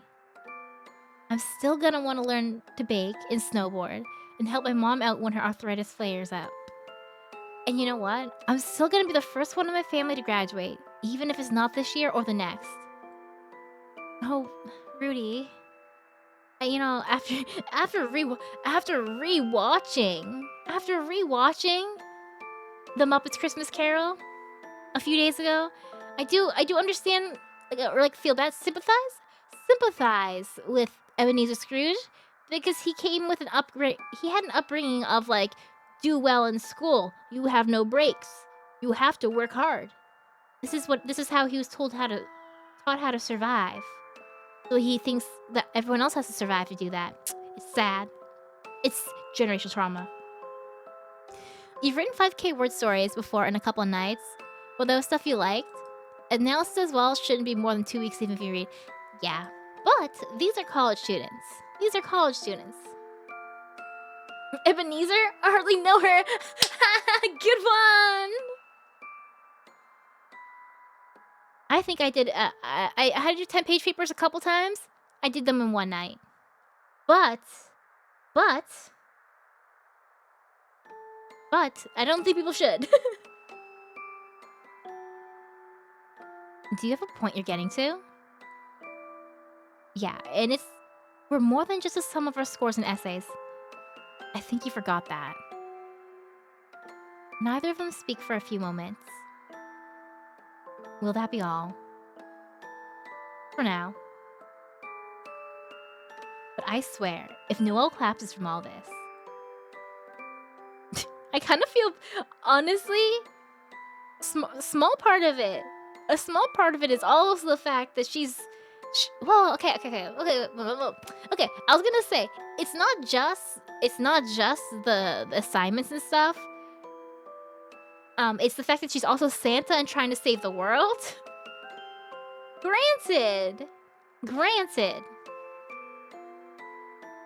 Other students may not be Santa on the side trying to save the world, but they might have jobs or families or children, you know, other things in their lives that prevent them from putting every moment of their time on school.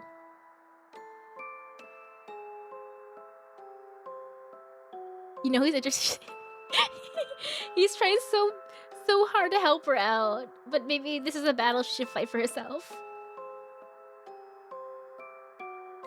Probably don't Probably don't threaten the professor on behalf of the girl that you like. She might not like that. I don't know. Maybe not. I don't know. You'll do what? You don't know me very well, do you? Well, no, you're a student. What's that supposed to mean? Oh, that you're a delinquent who wants everyone to... Oh, because he's actually a softie. Like, what do? I'll give you a big hug and cookies.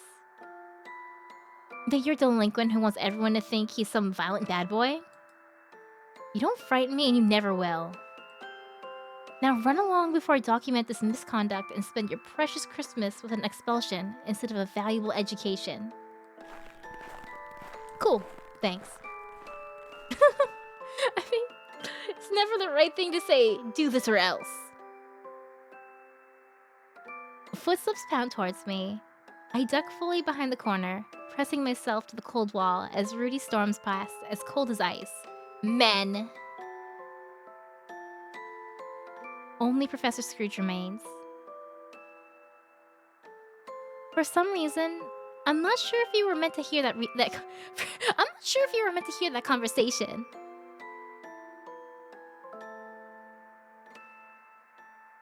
I peek once more. Professor Scrooge stands alone, unmoving, hands clasped behind his back, but his face isn't angry, just tired, and a little unreadable. He's so used to this by now. I swallow hard and step away from the corner. As I do, my phone buzzes with a message from Rudy. Is the worst part is that Scrooge, the professor just did actually give her...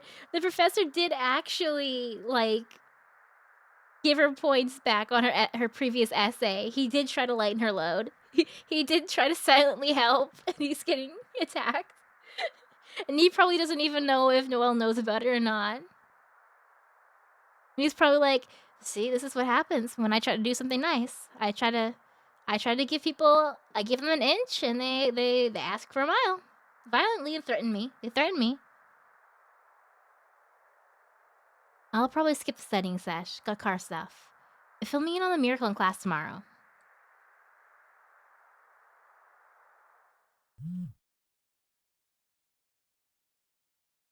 Rudy's words must have gotten to Professor Scrooge somehow, because another surprise pops up in my university inbox a few days later.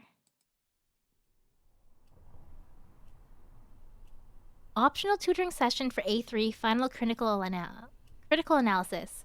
Location, Lecture Hall 2, hosted by Professor Scrooge.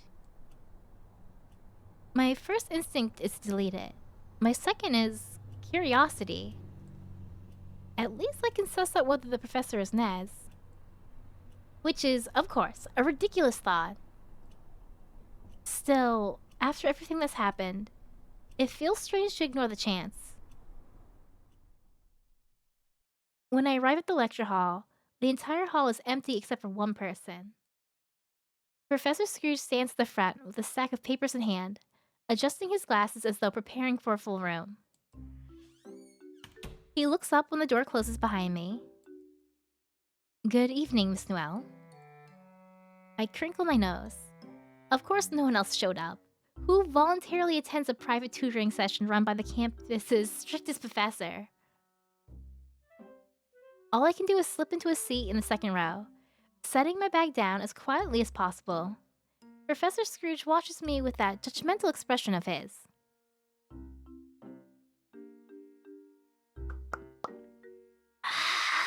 I feel like if I keep going too much longer, it'll be like, you know what I'm gonna do? I'm gonna save here. Actually, I'm gonna go back a little bit. Okay, I'm gonna save here. I'll save here. 24-hour stream? No, I don't know. I feel like I should go. It's past midnight. It's like midnight 30. I want to keep going, but I feel like I don't know how long it'll take. I feel like it'll be like another at least hour or two, maybe hour at the rate that I'm reading. Maybe, gosh, I wonder how fast. It's supposed to be like 2-3 hours long of a game, but like I'm reading it out loud and I'm slow and I'm constantly distracted and I yapped for like an hour. which means it's probably I'm probably not even halfway through. Maybe I'm halfway through. I feel it building up to the end, you know? I feel like it's building up, but I feel like if I stop now, maybe I can play more tomorrow?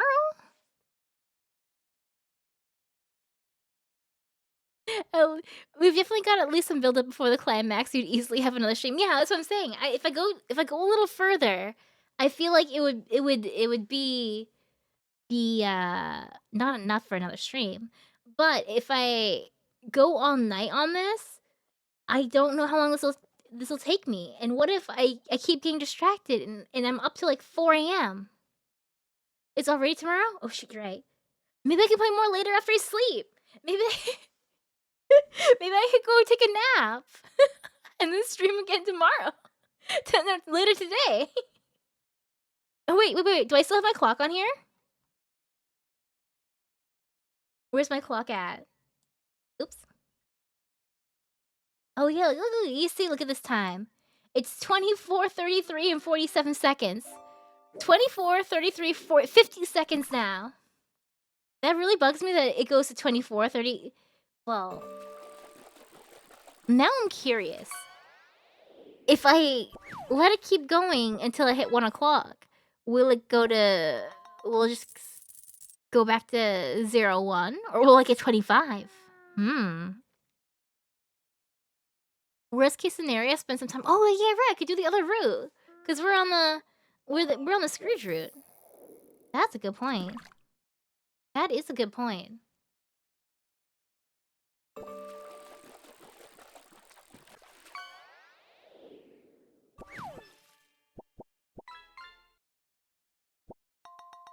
I do feel bad for Scrooge though. I feel bad for Scrooge regularly. Like I can see why he turned into the way he turned into. He does not need to be as mean and cruel as he is. He does not need to be that way. It's not the right way to turn out, but I can understand how it happened. Poor guy. Poor guy. It's been a while since I'm sorry. I almost said it's been a while since I read the original Christmas Carol, but I already said that the Muppets Christmas Carol is the only one that exists, and that's the original. I messed that up. I almost messed it up. All right, anyway, save the game. I'll come back to this. Either later today, I guess technically Sunday or Monday. We'll see. Hello, Woodhouse. Hello.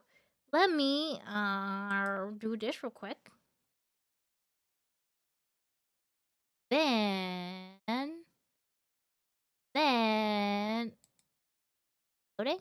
loading? Is it loading? Yes. All right. Over here.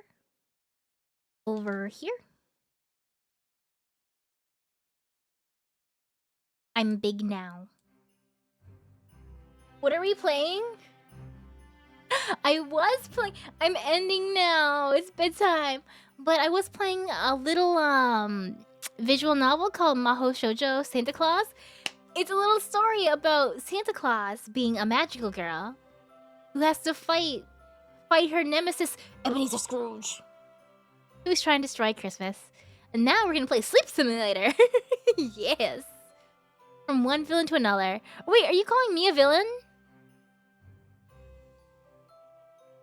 Are you calling me a villain? I'm not. Competitive We're gonna play competitive Pokemon Sleep and see who can get the best score.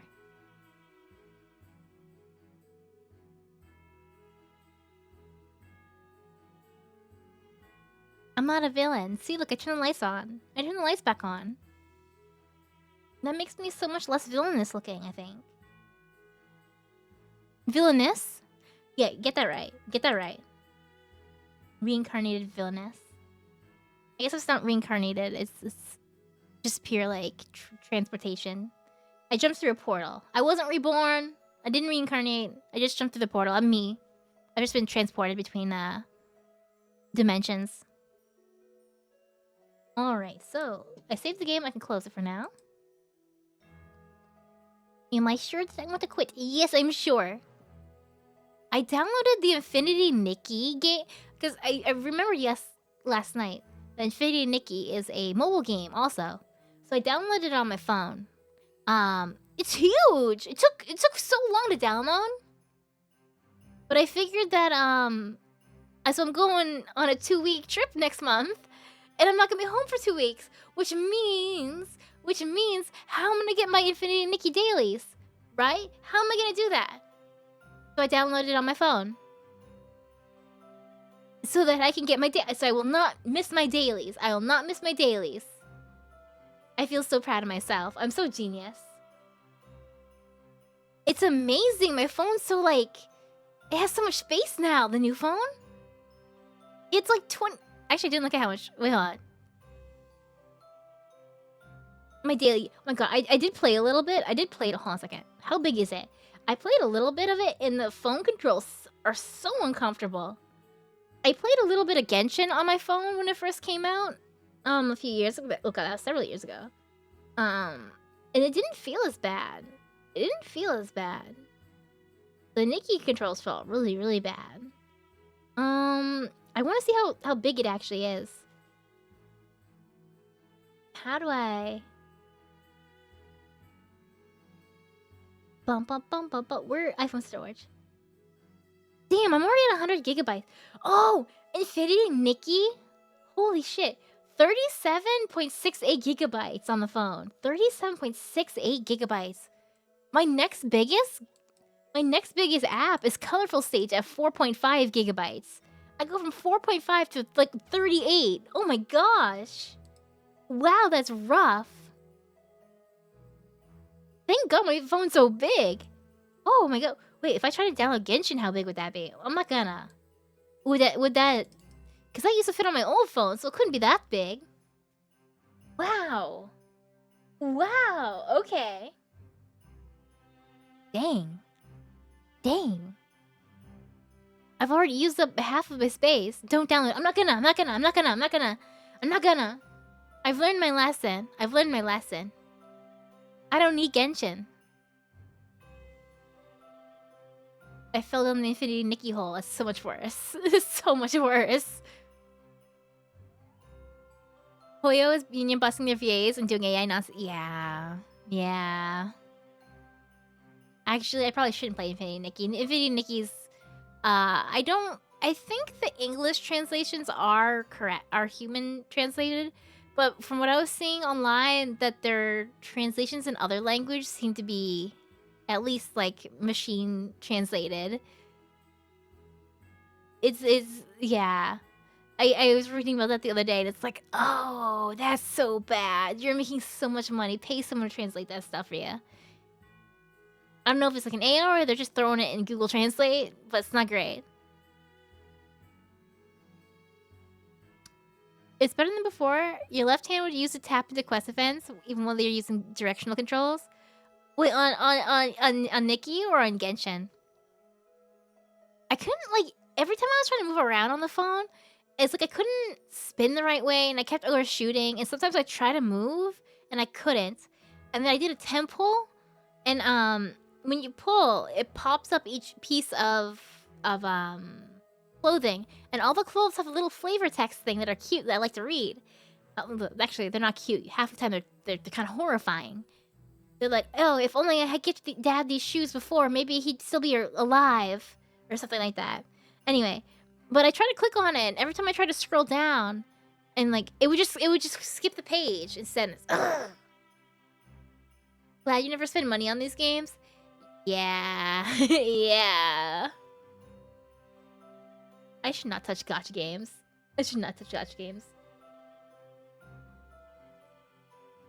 I've been mostly just playing. I just go on Nikki getting the dailies, and then I play a little bit, and then I go and play Marvel Rivals on my computer. Marvel Rivals is not... No, that's not mobile. That's just, I can survive not playing Marvel Rivals for, like, 2... I got Pattern Even a hat for Christmas, and it says...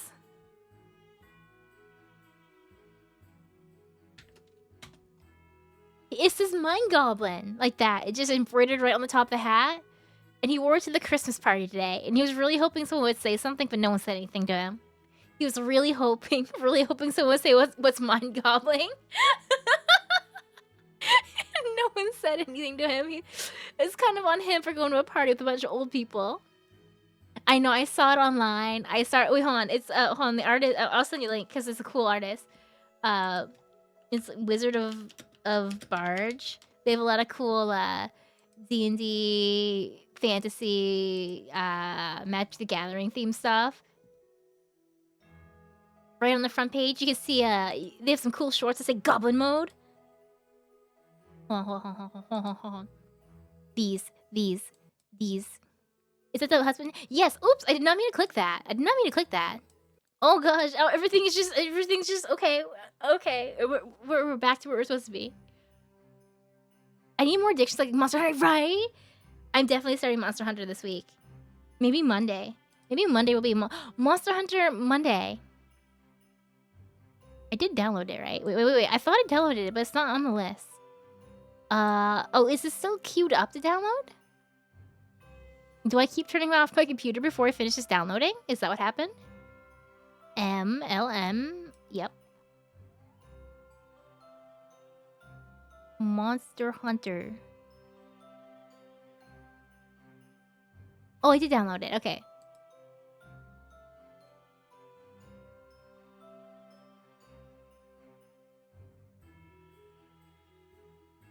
Is Wilds the newer one? What's Rise? How have I had... Wait, how long have I had Rise for? I have Monster Hunter Rise and Wilds?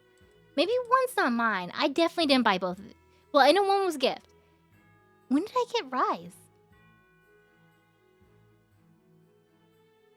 Your friends and partners are telling you that you have goblin energy. Do you think you have goblin energy?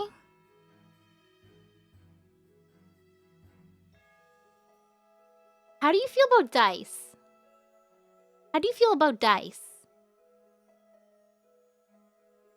It's definitely I think Wilds will run well. Wilds should run well. You heard Rise was trash? I don't remember getting this. Have I had a Monster Hunter game all along? Which one? How old is it? Which one was this?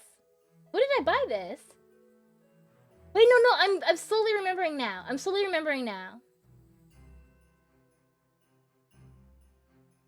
Because it was on a really good sale at one point.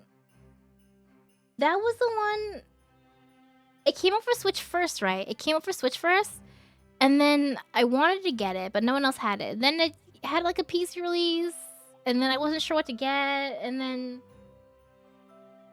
Yeah, something like that. Okay, I think I bought it like last year because it was on like a really big sale. I never even played... I forgot I bought it. Oh my god, that's so bad. You down to play either Monster Hunter? Monday. I'll probably start it on stream on Monday, actually. I did well, technically, when they did the demo earlier, before it came out, I played the demo. That was like the 2-hour-long one. But that was on PlayStation, so I have to start again from the beginning. We can spend like 3 hours while I create my character on stream together, and then I don't actually get to play. You do Sax. You do have a rather large amount of dice. Yeah, that's a symptom of goblinhood. Hoarding dice. It's not. It doesn't mean that you are a goblin, but it is a symptom. Check it. Yes. Let me see this die. Let me see this. Yeah, I think you're getting some... I'm getting some strong goblin vibes here. I can't entirely diagnose you with just this, but it's close. It's good. It's like someone going up to me and being like, I can't diagnose you with ADHD because you can't complete a full sentence and because you jump from 10 hobbies.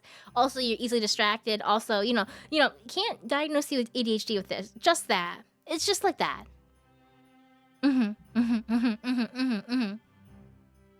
Yep. What are you talking about? I totally don't. That's what my mom says.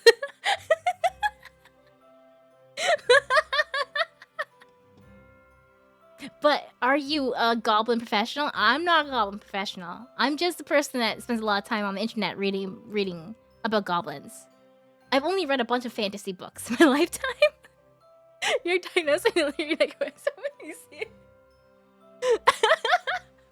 I don't. You know what's funny? It's like I feel like if I ever need, the doctor still didn't really want to believe me, but I feel like all I have to do. I forgot about a game. I just sat here and forgot about that game I wanted, like a year ago or 2 years ago. Anyway, all I have to do is show the doctor like a picture of this room that I'm in, and show them like 10 minutes of one of my streams, and I think that's really all they need. They need a little snapshot of the real me, and then they'll be like, "Oh, yeah, okay." I like the comic where the person's like, "This is my hobby room. This is my hobby room," and then it's just like each station has a bunch of different hobbies, and they're like, "Oh, what are you making here?" And they're like, "This is my hobby room," and they're like, "Yeah, but what do you do?" And he's like, "This is where I keep my hobbies. My hobby is the hobbies." Me. Anyway, I need to go to bed because it's almost 1 a.m. And it's been a long day. So, let me find who's online to raid. Twitch.tv. Hoomst is online. Hoomstitive. I feel like the cat. You also, yeah. I also noticed the cat ears on the headphones. I think Catgirl. It might not be an exact synonym to gremlin. If you look up like Catgirl on synonym.com. Is it synonym.com? What is it? I still have the page. If you go to merriam-webster.com and you look up /thesaurus and you put Catgirl in there, Goblin it's not gonna be like the very top in the bright orange for pure synonyms, but it's gonna be down below in the lighter orange under similar words like that. It's similar to that. Thank you for streaming. Thank you for being here, Melissa. Mimi, Sweepy, you're online. You're streaming right now.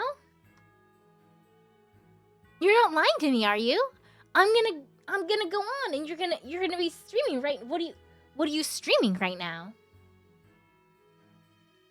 I don't know, man. I'm looking it up, and I'm not seeing you streaming right now. Are you lying to me?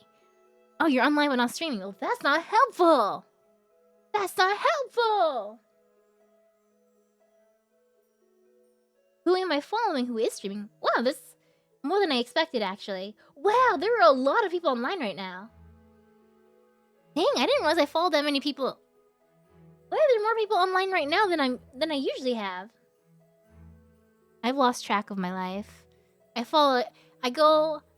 see people, they look cool, they have a cute avatar, they maybe tell a funny joke, they might be making some really cool art, and then I hit follow, and then I forget they exist, and I forget, and I feel bad.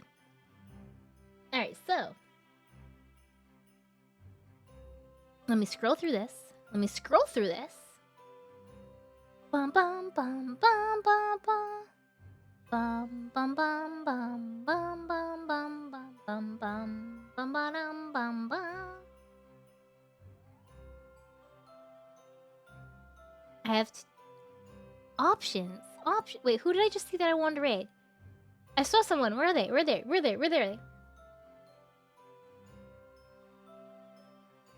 Alright, target has been picked. Little late for your stream. Had your first coffee of the day. Sleep well.